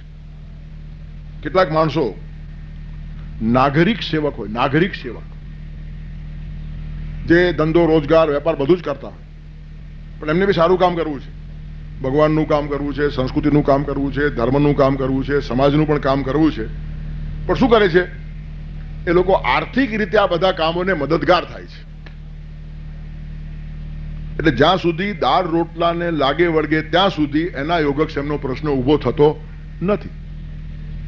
એને ભગવાને કરોડ રૂપિયા આપ્યા હોય તો એ 10 લાખ રૂપિયા સારા કામમાં ખર્ચી નાખે છે, એટલે એને આવતીકાલે યોગક્ષેમનો પ્રશ્ન શું એ છે જ નહીં. એનું કારણ એની કાર્ય કરવાની પદ્ધતિ જેવી છે, જેમાં પૈસાનો પ્રવાહ ચાલુ જ છે. એ માણસ બી ખરાબ નથી, કારણ કે યજ્ઞમાં બધાની આહુતિ જોઈએ. યજ્ઞ એટલા માટે જ કર્યું છે. તેથી કેટલાક માણસો પૈસાથી જ કામ કરતા હોય તો એને દાળ રોટલા અને યોગક્ષેમનો પ્રશ્ન આવતો જ નથી, અને એ કામ ખરાબ નથી. ગુરુ શુશ્રૂષયા વિદ્યા પુષ્કલેન ધનેનવા અથવા વિદ્યા વિદ્યા ચતુર્થી નોપલભ્યતે. મનુસ્મૃતિ છે. મનુ ભગવાન કહે છે તમારે વિદ્યા મેળવવી છે ને, 3 રસ્તાઓ છે. ગુરુ શુશ્રૂષયા વિદ્યા, ગુરુની સેવાથી વિદ્યા મળે. જે ગુરુ છે એની પાસે બેસો, એની સેવા કરો, એનું કામ કરી આપો, એને આશીર્વાદ મળશે, વિદ્યા મળશે, મળી જાય. અને ઘણા લોકોને મળી છે, ઉદાહરણ બી છે. તેથી ગુરુ સેવાથી વિદ્યા મળે, પણ ગુરુ સાચો ગુરુ હોવો જોઈએ. હવે એમાં લેબાગુની વાત વચ્ચે આવતી જ નથી, કારણ કે આ ગુરુની વાત ચાલે છે. હવે ગુરુ ન હોય તમારા કરમ, એમાં તમે જાગૃત રહો. પણ એક વખત જો ખરેખર માણસ ગુરુ હોય તો એની સેવા કર્યા પછી તમારામાં પરિવર્તન આવવું જ જોઈએ. It is a must. અરે સામાન્ય માણસ વૈષ્ણવ હોય તો બીજો માણસ બદલે. તું સંગે કોઈ વૈષ્ણવ થાય તો તું વૈષ્ણવ સાચો, તારા સંગનો રંગ ન લાગે ત્યાં લાગી તું કાચો. સામાન્ય વૈષ્ણવની પણ અપેક્ષા છે એની પાસે આવનારો બીજો માણસ વૈષ્ણવ થવો જોઈએ. તો એકાદ ગુરુ પાસે ગયા પછી માણસો હલકા રહેતા હશે તો એ ગુરુ નહીં, હલકો જવો જોઈએ માણસ. તો માણસો બદલવા જ જોઈએ, કેમ ન બદલે? તમે ગુરુની સેવા કરો, જ્ઞાન મળવું જ જોઈએ. ગુરુ શુશ્રૂષયા વિદ્યા, મનુસ્મૃતિ કહે છે. પુષ્કલે અને ધને નવા, પુષ્કળ ધનથી વિદ્યા મળે, જલ્દી મગજમાં ન ઉતરે. બધા શ્રીમંતો પૈસા આપીને સર્ટિફિકેટ ખરીદી લાવે છે, આની વાત નથી ચાલતી અહીંયા. પુષ્કલે અને ધને નવા એટલે જે માણસ ખરો ગુરુ છે, ગૌરવનું કામ કરે છે, ભગવાનનું કામ કરે છે, સંસ્કૃતિનું કામ કરે છે, એની જોડે પીઠબળ થઈને ઉભા રહો અને એ કાર્યમાં પૈસાનો પ્રવાહ વેવડાવો, તમને જ્ઞાન મળી જાય. પુષ્કલે અને ધને નવા, પાછું વાળીને જોવાય નહીં. આ એક હવન છે, હવન, હોળી નથી. હોળીમાં પૈસો નાખો નહીં અને હવનમાં આહુતિ આપ્યા વગર રહો નહીં. બહુ જાગૃત સમાજ છે આપણો. તેથી કાર્યને પરખો. અમે નાખ્યા ફેંક્યા, એમ ફેંકવા માટે પૈસો નથી. લક્ષ્મી આપણી માં છે, ફેંકાય નહીં. આહુતિ અપાય પ્રેમથી. તેથી યોગ્ય ઠેકાણે જો માણસ આપે તો વિકાસ થાય. સુપાત્ર દાનાચ ભવે ધનાઢ્યો, આપીને પણ શ્રીમંત થવાશે. અને ખોટા ઠેકાણે અપાઈ જાય તો કુપાત્ર દાનાચ ભવે દરિદ્રી, આપીને માણસ કંગાલ થાય. તેથી યોગ્ય ગુરુ, યોગ્ય કાર્ય, યોગ્ય સંસ્કૃતિ, યોગ્ય દિશા મળી ગઈ તો એમાં જે માણસ પોતાનો પ્રામાણિક પરમાત્માનો ભાગનું હવન કરતો હશે તે માણસ જ્ઞાની થયા વગર રહે જ નહીં. એટલે પૈસાથી બી જ્ઞાન મળે છે. પુષ્કલે ધને નવા, અને અથવા વિદ્યા વિદ્યા, વિદ્યા આપો તો વિદ્યા મળે. તેથી ભણવું અને ભણાવવું બે વાત ભેગી આવી છે. અધ્યયન અને અધ્યાપન. તમે જે ભણશો તે ભૂલી જશો, પણ ભણાવશો તો નહીં ભૂલો. ભણનાર કરતા ભણાવનાર હંમેશા વધારે મજબૂત થાય. એનું કારણ ભણનાર માણસ તો એકાદ ચેપ્ટર ઓમિટ પણ કરી નાખે કે આ પ્રશ્ન આપણે પરીક્ષામાં સોલ્વ નહીં કરીએ, પણ શિક્ષકે તો ભણાવવો જ પડે ને. એક થોડો ઓમિટ કરે, જો કે કરતા હોય છે શિક્ષકો બી. જાઓ આ પરીક્ષામાં નહીં આવે, અરે અહીં ચાલતું હશે. છોકરાએ પણ નહીં કરવું જોઈએ, પણ શિક્ષકો બી ઓમિટ કરે. આ ચેપ્ટર નકામું છે, અઘરું છે, એના બદલે આ સોલ્વ કરવાનું ચાલી જશે. આ બધા અધૂરા જ્ઞાનીઓ છે. તેથી ભણાવવાથી વિદ્યા મળે. તેથી ગુરુ શુશ્રૂષયા વિદ્યા પુષ્કલે ધને નવા અથવા વિદ્યા વિદ્યા ચતુર્થી નોપલબ્ધે, ચોથો રસ્તો જ નથી.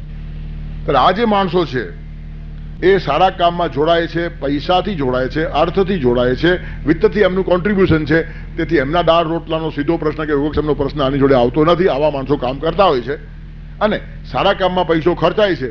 તેથી એને પૈસો મળતો રહે, ભગવાન જોશે. અનુકૂલે વિધૌદેયમ યત પૂરહિતા હરિ, વિધિ અનુકૂળ તો આપતા જવાનું, કારણ ભગવાન તમને આપ્યા જ કરશે, આપ્યા જ કરશે. એનું કારણ એ ભગવાનનું કામ ચાલતું રહે, ભગવાનને પોતાને રસ છે. તેથી આ માણસની એક ધારા જુદી છે, એનો યોગક્ષેમ જુદા પ્રકારનો છે. એ દાળ રોટલાનો મોહતાજ નથી. એ 50 માણસને દાળ રોટલો આપી શકે એવી ક્ષમતા ભગવાને એને આપેલી છે. તેથી 2, 5, 15 લાખ, 25 લાખ, 50 લાખ, કરોડ, 2 કરોડ, 5 કરોડ ખર્ચનારા માણસો દુનિયામાં ઘણા પડ્યા છે, ખર્ચનારા માણસો. પણ એ જો સાચા માર્ગે અને સારા હશે તો એનો પ્રવાહ તૂટશે નહીં, તે ભગવાન જોશે. યોગક્ષેમમ વહામ્યમ એ લોકોને બી લાગુ પડશે. પણ આપણે નક્કી કરેલું કામ એ સાચું કામ હોવું જોઈએ, સન્માર્ગ હોવું જોઈએ, સંસ્કૃતિની નિષ્ઠા વધવી જોઈએ, ધર્મનો ભાવ વધવો જોઈએ, પરમાત્માનો પ્રેમ વધવો જોઈએ. એ ચેક કરતા રહો. આપણા સંપત્તિથી ખોટા માણસના હાથ મજબૂત થઈ જાય તો સમાજમાં અત્યાચાર થાય અને એના પાપના ભાગીદાર આપણે થઈએ. તેથી આ યોગક્ષેમનો અહીંયા ખ્યાલ આવીને ઉભો રહે છે કે લાખો રૂપિયા આપનાર માણસે પણ જાગૃતિ રાખવાની છે, તો તમારો પ્રવાહ વહેતો રહેશે. એક કરોડ રૂપિયાનો યોગક્ષેમ પણ તૂટશે નહીં, એ પ્રવાહ અખંડ ચાલુ રહેશે. આ એક નાગરિક સેવક થયો છે, બધો ધંધો ધાપો કરીને વધારામાં એક્સ્ટ્રામાં કામ કરે છે.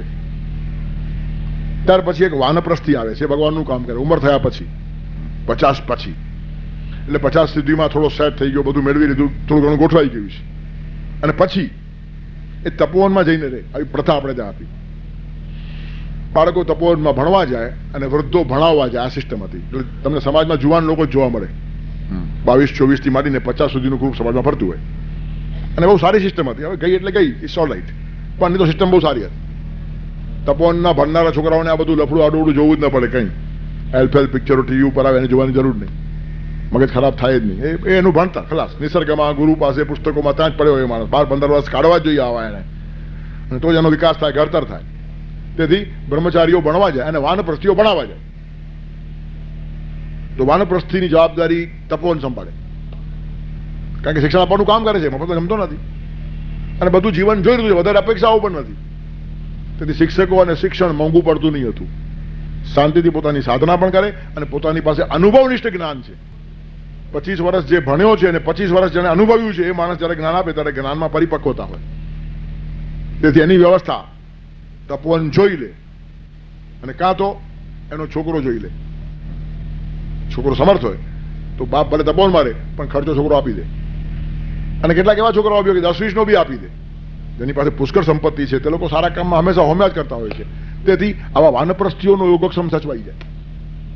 અને વાનપ્રસ્થીઓ પાછા ફરતા પણ રહે, ગામે ગામ ફરે. વૃદ્ધાવસ્થા ખલાસ થઈ ગયા, આખી વાનપ્રસ્થાશ્રમ ખલાસ થઈ ગયો. નહીં તો સંસ્કૃતિ ધર્મ માટેની બહુ મહેનત જ નહીં પડતી. ઘરમાં વૃદ્ધ હોય છે ને આ કામ ઉપાડી દેતો.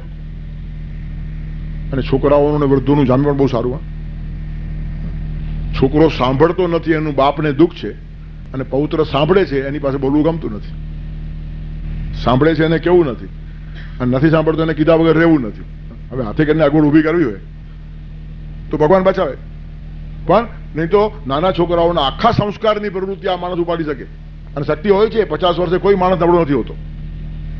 70 વર્ષ સુધી આપણે ત્યાં માણસને જુવાન કીધો છે. આ 16 આ સપ્તતિર યૌવનમ, એમાં એક્સેપ્શન હોય. ભીષ્મ પિતામાં 180 વર્ષે પણ જુવાન હોય, પણ 70 સુધી તો પ્રત્યેક માણસ જુવાન હોવો જ જોઈએ. 70 પહેલા આપણું બધું પતી ગયું એ કહેવાનો કોઈને રાઈટ નથી. જો કહેતો હશે તો જીવતા આવડ્યું નથી. તેથી આ 16 આ સપ્તતિર યૌવનમ, 70 વર્ષ સુધી માણસમાં કાર્યક શક્તિ રહે છે. ત્યારે 50 વર્ષથી જો માણસ થોડું આવું કામ શરૂ કરે તો એના 20 વર્ષ રાષ્ટ્રને સમાજને મળે. બહુ થઈ ગયા. શું કામ જુવાનીઓને હેરાન કરવા લેવા દો, હેરાન કરવાના? એને સેટલ થવા દો. તેથી અસ્તવ્યસ્ત સમાજ બનાવવો જ નહીં. દરેકનો પોતાનો સંસાર સારો થવો જોઈએ. એનું કારણ, ઘરમાં શાંતિ હશે તો જે બહાર શાંતિ આપી શકશે. ઘરનો ઠાર્યો ગામ ઠારે ને ઘરનો બાળ્યો ગામ બાળે. ઘરમાં બળેલો બહાર બાળ્યા વગર રહે જ નહીં. જો ઘણા માણસો વાતમાં બટકા ભરતા, એનું કારણ ઘરમાં રોજ બટકા ચાલતા હોય. એ વાત કરીને બટકું ભરે, એનું કારણ ઠર્યો નથી અંદરથી. એ માણસ ઠરેલો હોવો જોઈએ. 50 વર્ષ પછી માણસ ઠરે. બધાને જુવાન શા માટે તોફાન કરવા જોઈએ છે? શાંતિથી કામ કરવું હોય તો વાનપ્રસ્થ બહુ ઉપયોગી માણસો છે, વ્યવસ્થિત છે, મેચ્યોર છે, અનુભવી છે, જ્ઞાની છે, બધું જ છે. પણ તમે કહેશો એવું તોફાન નહીં કરે. તોફાન કરાવવાની ઈચ્છાવાળા માણસો જુવાનિયાઓને કાળા વગર ઉશ્કેરતા હોય છે, કારણ કે અપરિપક્વ બુદ્ધિના જુવાનિયા હોય, ઉશ્કેરાઈ જાય. તેથી વાનપ્રસ્થ એક ભગવાનનું કામ કરતા હોય, એની વ્યવસ્થા તપોવનમાં થાય છે. અને કાં ગ્રસ્થીઓ એની વ્યવસ્થા કરે એટલે એને બી અગવડ આવે નહીં. તેથી એક નાગરિક સેવક હોય, એક વાનપ્રસ્થ હોય, તેવી એક સ્વયંસેવક હોય. પોતાની મેળે થોડીક સેવાની કલ્પના એને સ્વીકારી હોય, પણ એ માણસ પણ ધંધો નોકરી કરે, પણ ખાલી આર્થિક સહાયતા કરવાને બદલે 1-2 કલાક પોતાના કાઢી આપે. મારા દાળ રોટલાની વ્યવસ્થા છે, પણ હું કઈ 24 કલાક કામ કરતો નથી. ધર્માર્થ કામ શ્રમે વશેવ્ય, 8 કલાકમાં ભગવાનનો રોટલો આપી દે છે. બાકીના મારી પાસે 16 કલાક છે. તેમાં કુટુંબ વ્યવસ્થા છે, સૂવું છે, નાવું ધોવું, ખાવું પીવું, નાટક સિનેમા જોવા, એ બધું બાદ કરું તો પણ અઠવાડિયામાં 2 કલાક મને મળે છે, હું આપીશ. That's all right. તો એના યોગક્ષેમનો પ્રશ્ન આવતો નથી. એડિશનલ કામ, ખાવા પીવા સિવાય કંઈક સારું કામ કરવું છે તેની બધી આ વાત ચાલે છે. યોગક્ષેમ ભગવાન કોણ ચલાવે છે? અંદરને ચિંતન કરનારા માણસો બહુ ઊંચા છે, પણ થોડું થોડું ચિંતન કરતા હોય ને તેને બી ક્યાં હેલ્પ થાય છે. તેથી આર્થિક રીતે માણસ સહયોગી બની શકે. આવી રીતના નાગરિક સેવક કેટલા હોય, કેટલાક વાનપ્રસ્થી હોય, ઉંમર થયા પછી થોડાક સેટ પણ થઈ ગયા હોય, થોડી પોતાની વ્યવસ્થા પણ હોય, હવે લોકોને બહુ બોજો નથી તો દે કેન ઓલ્સો વર્ક. હવે એમની ઉત્સાહ શક્તિ જાળવવાની એ કામ ભગવાન કરે, એ યોગક્ષેમ છે. તમે કામ કરો ત્યારે ખાલી વિત્ત નહીં, શક્તિ પણ જોઈએ, ઉત્સાહ પણ જોઈએ, નહીં તો મન મરી જાય. ઉત્સાહ મન પર તો કામ થાય નહીં. તેથી યોગક્ષેમમાં બધી વાતો આવી જાય. તમારી આર્થિક વ્યવસ્થા જાળવે, તમારી શક્તિને જાળવે, તમારા શરીરને સારું રાખે, તમારા મનને ઉત્સાહ આપે, તમને વિચારોનું ભાથું આપે, બધું જ ભગવાન કરતા હોય. તેથી વાનપ્રસ્થીઓ કામ કરે, સ્વયંસેવકો પોતાની નોકરી કરતા હોય, સારી રીતે સંસાર કરતા હોય, અને અઠવાડિયે જે 2 કલાક 4 કલાક ફાજલ પડતા હોય તેમાં કંઈક ને કંઈક સારું કામ કરે. રાષ્ટ્રનું કરે, સમાજનું કરે, સંસ્કૃતિનું કરે, ધર્મનું કરે, ભગવાનનું કરે. એકબીજાને હેલ્પફુલ થવું મોટા મોટી વાત છે. માણસ છીએ તેથી બીજાના કામમાં આવી શકીએ. બીજા લોકો આવો વિચાર કરતા નથી. પશુ પક્ષીઓને આ વિચાર શક્તિ નથી એટલે બિચારા હેલ્પલેસ છે. એ જીવે છે ઇન્સ્ટિંક્ટ ઉપર, આપણે જીવીએ છીએ ઇન્ટેલેક્ટ ઉપર. અને આ શ્લોકમાં જેનું વર્ણન છે તે જીવે છે ઇન્ટ્યુશન ઉપર. 3 લેવલના માણસો છે. તેથી આપણે ઇન્સ્ટિંક્ટ પર ન જઈએ, ઇન્ટેલેક્ટ પર કમસે કમ રહીએ. ઇન્ટ્યુશન પર ભગવાન જ્યારે લઈ જાય ત્યારે, પણ ઓછા નામે ઇન્ટેલેક્ટથી જે માણસ જીવે છે તેને પોતાના ચાલુ જીવનમાં સમાધાન નથી. 2 છોકરા પરણાવ્યા ને 2 છોકરી પરણાવી, બસ પતી ગયું. કૃતકૃત્ય છે ભારત થાય નહીં. એ કરવાનું જ છે, પણ એના સિવાય કંઈ કરવું છે એ આપણા આવવાનું પ્રયોજન છે. આ તો બાય ધ વે છે, આવ્યા એટલે કરવું જ પડે. આવ્યા એટલે કર્યું એ જુદું ને કરવા માટે આવ્યા એ જુદું. શું કરવા આવ્યા છે એ જો ભૂલાઈ જાય તો. તેથી સ્વયંસેવક તરીકે કામ કરનારા માણસો થોડો ટાઈમ ફાજલ પાડે છે, અને એમની પોતાની વ્યવસ્થા છે એટલે એમને પણ બહુ યોગક્ષેમનો પ્રશ્ન આવતો નથી. અને છતાં જ્યાં જ્યાં જરૂર પડે ત્યાં ઈશ્વર આવીને ઉભો જ રહે છે. મોટા માણસોને ભગવાન સાથ આપે છે એમ ન માનો, કીડીને પણ આપે છે. એનું કારણ, કીડીના વેગે ચાલે અને ગરુડના વેગે ઉડે, અને બધાનો યોગક્ષેમ ભગવાન ચલાવે. હાથીને કણ આપે તો મરી જાય અને કીડીને મણ આપે તો મરી જાય. તેથી ઈશ્વરની વ્યવસ્થા છે. કીડી ઉપર નાખી દો, મણ તો દબાઈ જાય બિચારી, અને હાથીને કણ આપો તો દેખાય પણ નહીં એને ક્યાં પડ્યું છે તે છે. તેથી કીડીને કણ, હાથીને મણ એનો અર્થ જેની જેટલી જરૂરિયાત છે તેટલું પહોંચાડે એનું નામ યોગક્ષેમ.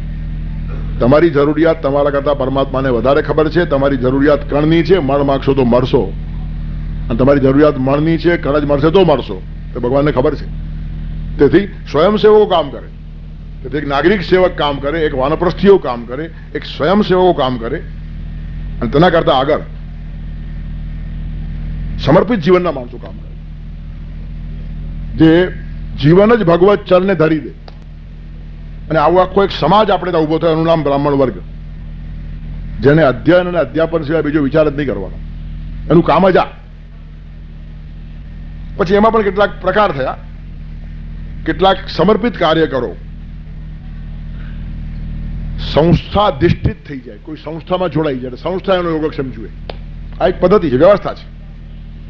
પણ એ વ્યવસ્થા વ્યવસ્થિત હોય તો સારી, અવ્યવસ્થિત થાય તો એના જેવી ખરાબ વ્યવસ્થા બીજી નહીં.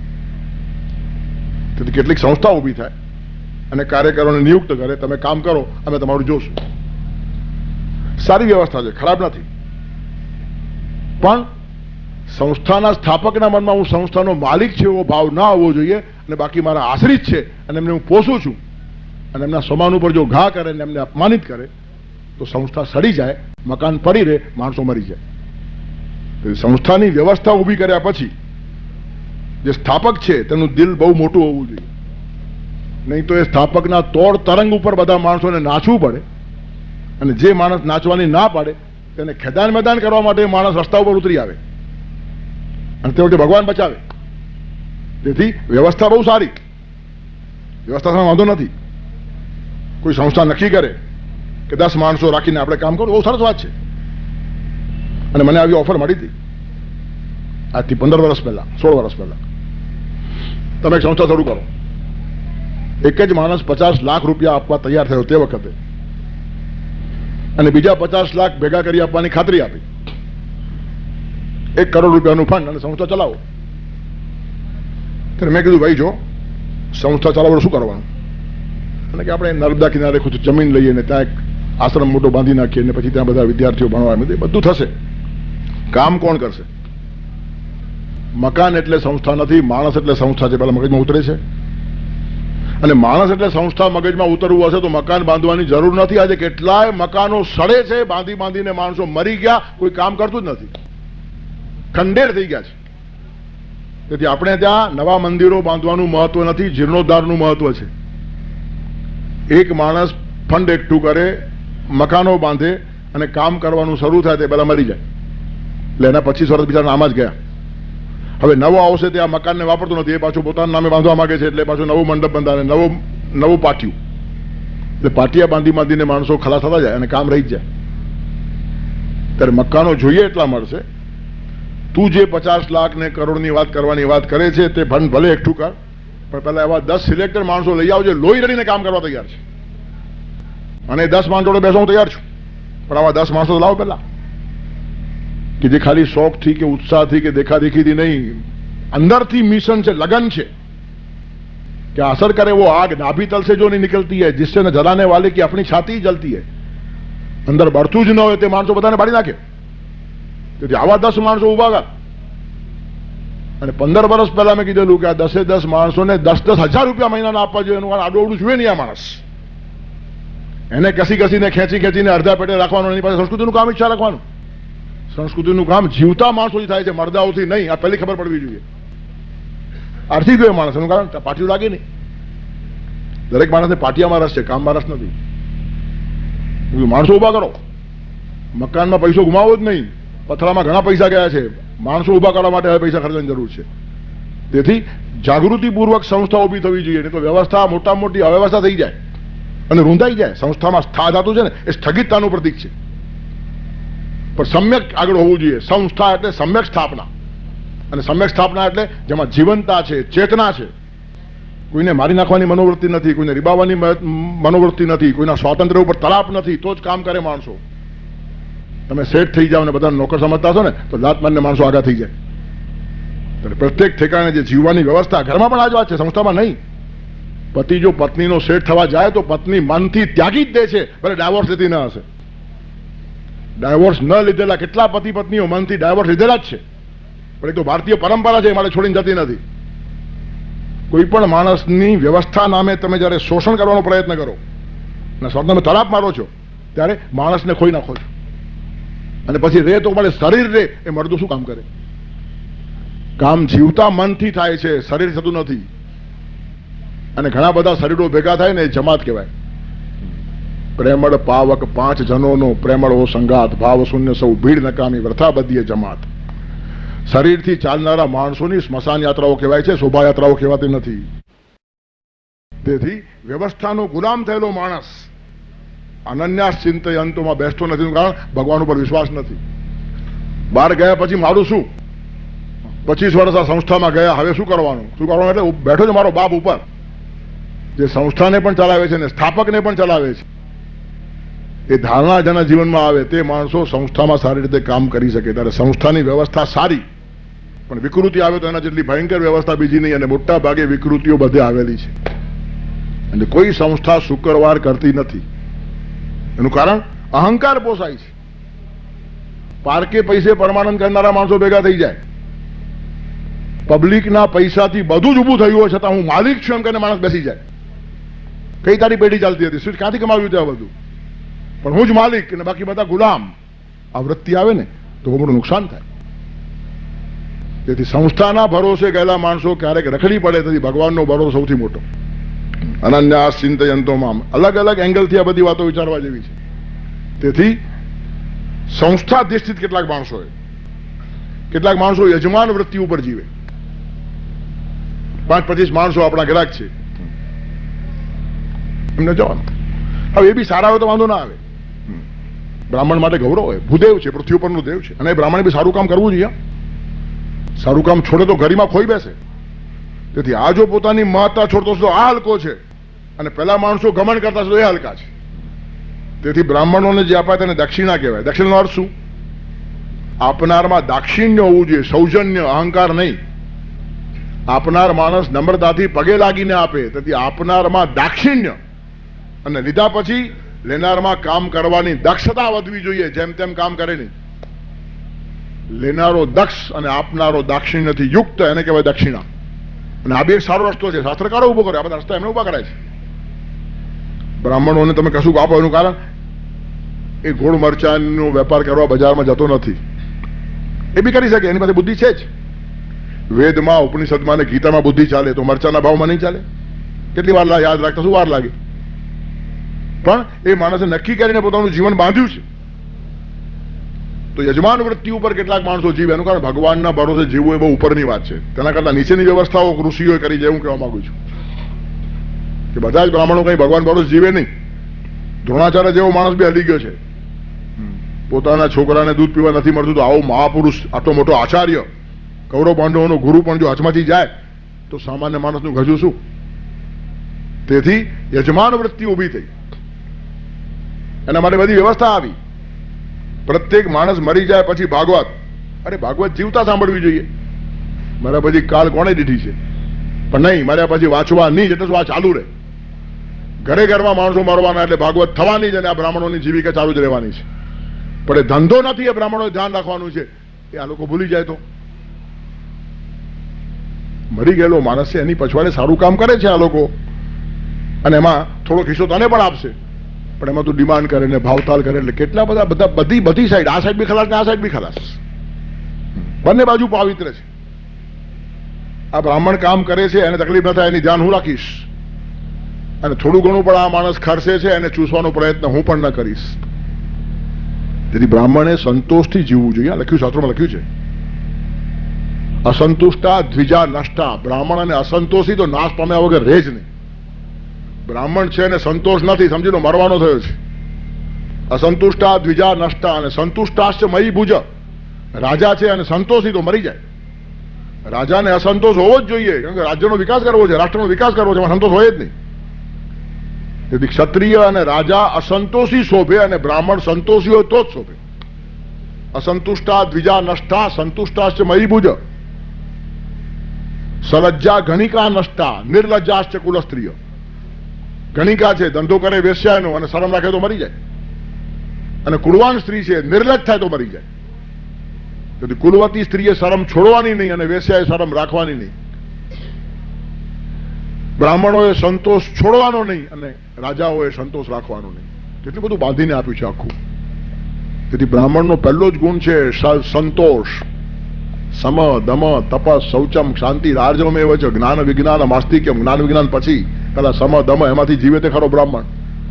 તેથી સંતોષથી જીવવાની તૈયારી, એના માટે યજમાન વૃત્તિ ઊભી કરી. શ્રાદ્ધ પછી પણ એને બોલાવો, સત્યનારાયણની કથાઓ કરાવો, ભાગવતની કથાઓ કરો. શા માટે? સરવાળા એની જીવિકા ચાલવી જોઈએ, અગવડમાં નહીં આવવો જોઈએ આ માણસ. મને અગવડ ન પડે એટલા માટે ઋષિઓએ જે સુંદર વ્યવસ્થા કરી છે, તે વ્યવસ્થા ખોરવાઈ જાય એટલો હલકો હું થઈશ નહીં. મારી પવિત્રતાને જાળવીશ, અને મારા માટે લોકોને ભાવ થાય તેવું મારું વર્તન અને જીવન હોવું જોઈએ. જો બ્રાહ્મણ ધ્યાન રાખે ને તો આપનારને ક્યાં અગવડ છે? પ્રેમથી આપશે, પગે લાગીને આપે છે, ક્યાં નથી આપતા? હાથે કરીને આપણે નીચે આવીને આપણા ગરિમાને હાનિ પહોંચાડીએ છીએ. તેથી યજમાન વૃત્તિથી કેટલાક માણસો જીવે. કર્મકાંડી માણસોને પણ છૂટ છે, યજ્ઞમાં દક્ષિણા આપવી જ જોઈએ. વૃથા યજ્ઞમ અદક્ષિણમ લખી રાખ્યું છે. યજ્ઞ થયા પછી દક્ષિણા જો ના આપો તો યજ્ઞ ફોકટ જાય. તેથી આપનાર માણસોને ઉપદેશ કરી જ રાખેલા છે, માગવાની જરૂર જ નથી. ના આપશે તો યજ્ઞ ફોકટ. એ તમે સમજાવી દો એને, બસ પતી ગયું, પછી માગવાની જરૂર નહીં. તેથી એક વિચાર તમારો વ્યાસપીઠ ઉપરથી મુકાતો જાય. સુકારોને સમાજ જોશે, કરશે તો તારશે, નહીં કરશે તો મરશે. આટલું જ કામ ખાલી બ્રાહ્મણનું હતું પવિત્ર. એને આમ હાથ કરવાની જરૂર જ નહીં. એને કહી જવાનું, શાસ્ત્રોમાં લખ્યું છે, ફિનિશ્ડ. આ બધા જે હું કહું છું ને એ અનન્યાવાળા નથી. એ તો જુદી વાત છે. આ તો બધી નીચે વ્યવસ્થાઓ ચાલે છે. આ બધી આખી વ્યવસ્થા નીચેના લેવલ ઉપર ઋષિમુનિઓને સંતોએ ઊભી કરી છે. ભગવાનની વ્યવસ્થા થોડી અજબ જ છે. એ જે હું કહું છું કે બધો માણસોમાં 5-10 માણસો મળે તેની વાત જુદી છે. જરા મારે હજી તો એને જુદી રીતે સ્પર્શવું છે, એટલે આવતો રવિવાર રાખવો જ પડશે. મને લાગે પૂરું નહીં થાય. આ શ્લોક કાઢી નખાય નહીં, કારણ કે આખા સમાજનું જીવન દર્શન છે. તેથી પ્રભુ સેવક ને ભગવાનના સેવક તરીકે આવનારા માણસોમાં પણ કેટલાક પ્રકાર પડી જાય. કેટલાક સંસ્થાધિષ્ઠિત હોય, કેટલાક યજમાન વૃત્તિથી જીવતા હોય, કેટલાક યજ્ઞ આગાદી કર્મકાંડ કરતા હોય. તેમાં દક્ષિણા મળવી જ જોઈએ, એમનો હક છે, લઈ શકે એ લોકો. તમે ના નથી પાડી શકતા. એ ન માગે તો વિચારિક લેવલના માણસો, ઋષિ લેવલના માણસો, એનું આખું ચિંતનની પરંપરા જુદી છે. તેથી વેદનો એક ચિંતન ભાગ છે ને એક કર્મકાંડ ભાગ છે. કર્મકાંડ ભાગમાં આ બધું લેવડ દેવડ ચાલે. આટલી છૂટ આપી જેનું કારણ છે આખા સમાજને ઊભો કરવો છે ને એક આખો બ્રાહ્મણનો વર્ગનો વર્ગ જ્યારે ઊભો થાય ત્યારે બધા પાસે તમે વશિષ્ઠની અપેક્ષા ના રાખો. બધા જ વશિષ્ઠ પાકતા જોઈએ શું પછી? ત્યારે આવો તો એકાદ હીરો ક્યારેક પાકે, પણ ત્યાં સુધી બાકીના લોકોની વ્યવસ્થા પણ થવી જોઈએ. એનું કારણ વ્યવસ્થાથી ઘણી બધી વાતો સચવાય છે. ત્યારે વ્યવસ્થામાં ખરાબી ના આવે જુઓ, પણ વ્યવસ્થા સારી કેમ થાય તે જોતા રહો, તો વ્યવસ્થાથી પણ કેટલાક સમાજના કામો ચાલતા રહે. અને એ વ્યવસ્થામાં બગાડ આવે તો કૂદીને ઉપર જવાની હિંમતવાળામાં કેટલાક માણસ સમાજમાં હોવા જોઈએ કે જેથી પાછી બીજી વાર વ્યવસ્થા સુધરે, આવતીકાલની વ્યવસ્થા થોડી સારી પણ થાય. અને આ તો ક્રમ આવો ચાલે જ કરવાનો, સુધરે બગડે સુધરે બગડે. આ તો એક આવું દશા નેમી ક્રમેણ ચક્રવત પરિવર્તન, તે ચક્રની જેમ ફર્યા જ કરે છે. ઝાડુ કાઢો તો પાછું ઘરમાં કચરો આવે કે નહીં? તેમ ગમે તે વ્યવસ્થા સારી કરો પાછું કચરો ઘૂસી જ જાય. એનું કારણ બધા જ માણસોના મન કંઈ સાફ હોતા નથી, જાત જાતના લોકો સાથે કામ હોય. પણ બને એટલી સફાઈ કેમ રહે વ્યવસ્થાની એ જોતા જાઓ તો યોગક્ષેમની વ્યવસ્થા બધાની ગૌરવથી જળવાય. મૂળ વાત આ છે, પોતાના દાળ રોટલા કે જીવનની વ્યવસ્થા છોડીને બીજું કામ કરવા જે માણસ નીકળ્યો છે તેને ઓછામાં ઓછી અગવડ કેમ મળે, ત્યાં યોગક્ષેમનો વિશેષ સ્પર્શે છે. ધંધો કરીને કમાવનાર માણસને આ વિષય બહુ સ્પર્શતો નથી. એ દાન કરશે, તેના કારણે એનો દાનનો પ્રવાહ ચાલુ રહે એ વ્યવસ્થા ભગવાન જોશે, પણ એને આ અગવડ નથી. પણ સંપૂર્ણ જે લોકો હોમાય છે આ કામમાં, તે લોકો કાં સંસ્થાને આધીન હોય, કાં યજમાન વૃત્તિ ઉપર જીવે, કાં કેટલાક મોટા લોકો એને સ્પોન્સર કરે. આ બે એક પદ્ધતિ છે. ક્રિકેટ રમવા જાય તો કેટલીક કંપનીઓ ક્રિકેટરને સ્પોન્સર કરે, એ રમ્યા જ કરે 12 મહિના, અને એને બધું જ મળે, સારામાં સારું મળે, મકાન મળે, ગાડી મળે, સારા પગારો મળે, ટેસ્ટથી આરામથી જીવતો હોય. હવે ક્રિકેટ રમનારો માણસ જો આરામથી જીવતો હોય તો ગીતા વાંચનારો કેમ ન જીવે? આવું કોઈકને શું છે? ખાલી બોલિંગ બેટિંગ કરતો હોય તે માણસની પણ જીવનભરની વ્યવસ્થા કરતા હો, તો એકાદ બ્રાહ્મણ પવિત્રતાથી ઉપનિષદ અને વેદની વાત કરતો હોય તો એની વ્યવસ્થા અમે કરશું. એમ એકાદ માણસ કહી દે કરોડો રૂપિયા ભગવાને આપ્યા હોય તો એ બી શક્ય છે. પણ ત્યાં બી ધ્યાન રાખવાનું, એ માણસ પણ તમને ગુલામ બનાવે નહીં અને તમે એના ગુલામ બનો નહીં. તેથી પાવિત્ર ટકાવીને જેટલા કામો થાય ત્યાં જ ભગવાન રાજી છે. બાકી જરા પણ નીચું લેવલ આવ્યું કે આ શ્લોકમાંથી બહાર નીકળી જવાય. બહુ ડિમાર્કેશન છે ને બહુ બારીક છે, ખબર ના પડે. પછી લાચારીને જ બ્રાહ્મણો નમ્રતા કહેતા થઈ જાય. અમે તો નમ્ર છે, અમને એવું કાંઈ નહીં, શેઠજી કે તો આપણે સાંભળી લઈએ, એમાં ક્યાં આપણે ચટકી ગયું છે. તો શેઠ તો કે જરા નશામાં હતા, પણ આવેશમાં હતા, શેઠ મૂડમાં નહોતા, ખાડામાં ગયો એનો મૂડ. હા, તારું અપમાન થાય એ મૂડ શું કામનું? તેથી એ પછી મન મનાવવાની વાતો છે. ઉચ્ચૈર અધ્યયન પુરાતન કથામ સ્ત્રીભીષાલાપનમ તાસામ અર્ભકલાલનમ તત્પાક મિથ્યા સ્તુતિ. તમારે કંઈ ન કરવું અને એમને એમ તમારું બધું ચલાવવું હોય ગુજરાન, ભણવું પણ નહીં, અભ્યાસ કરવો નહીં, કંઈ કામ કરવું નહીં, એમને એમ પેટ ભરવું હોય તો શીખવાડી રાખ્યું છે. બધી ટેકનિક બતાવી છે. કંઈ ના આવડતું હોય તો બે ચાર કથાઓ ગોખી લો અને મોટે મોટેથી બોલો એટલે લોકો હા શું મહારાજ બોલે છે, વાહ વાહ, રાડ પાડે છે. કેવું ત્રાડ પાડે છે, રાડ નહીં ત્રાડ કહેવાય છે. ઉચ્ચૈર અધ્યયન પુરાતન કથા, જેટલો મોટેથી બોલે એટલો માણસ મોટો, વક્તા મોટો, રાડ કરે મોટો. તેથી ઊંચેથી બોલો, ઉચ્ચૈર અધ્યયન પુરાતન કથા. અને સ્ત્રી ભી સહાલાપનમ, બને ત્યાં સુધી બહેનોમાં કથા કરવા જાઓ. ભાઈઓ બહુ ચીબાવલા હોય છે, હા, કામી ચાપડું કરે, ઉપાધિ અને પ્રશ્નો પૂછે. બહેનો સારા બિચારા સાંભળે નિરાતે. જો કે હવે બહેનો એવા રહ્યા નથી, હવે તો બહેનો બી ગ્રેજ્યુએટ થયા છે, હા, ડબલ ગ્રેજ્યુએટ થયા છે. હવે બહેનો મહારાજને બનાવી દેવા થયા છે. તેથી સ્ત્રી ભી સહાલાપનમ તાસામ અર્ભકલાલનમ. એમના ઘરે જાઓ તો બાળક માટે એકાદ રમકડું અવશ્ય લઈ જાઓ અને બાળકને રમાડો, માં ખુશ. તાસામ અર્ભકલાલનમ પતિનુતિમ, એના પતિની સ્તુતિ કરો. ત્યારે બહુ જ મહત્વનો શ્લોક છે, ફરીથી એનું પાલન કરી રાખશું. અનન્યાશ્ચિંતયન્તો મામ યે જના પર્યુપાસતે તેષાં નિત્યાભિયુક્તાનાં યોગક્ષેમં વહામ્યહમ. વસુદેવસુતં દેવં કંસચાણૂરમર્દનમ દેવકી પરમાનંદમ કૃષ્ણં વંદે જગદ્ગુરુમ.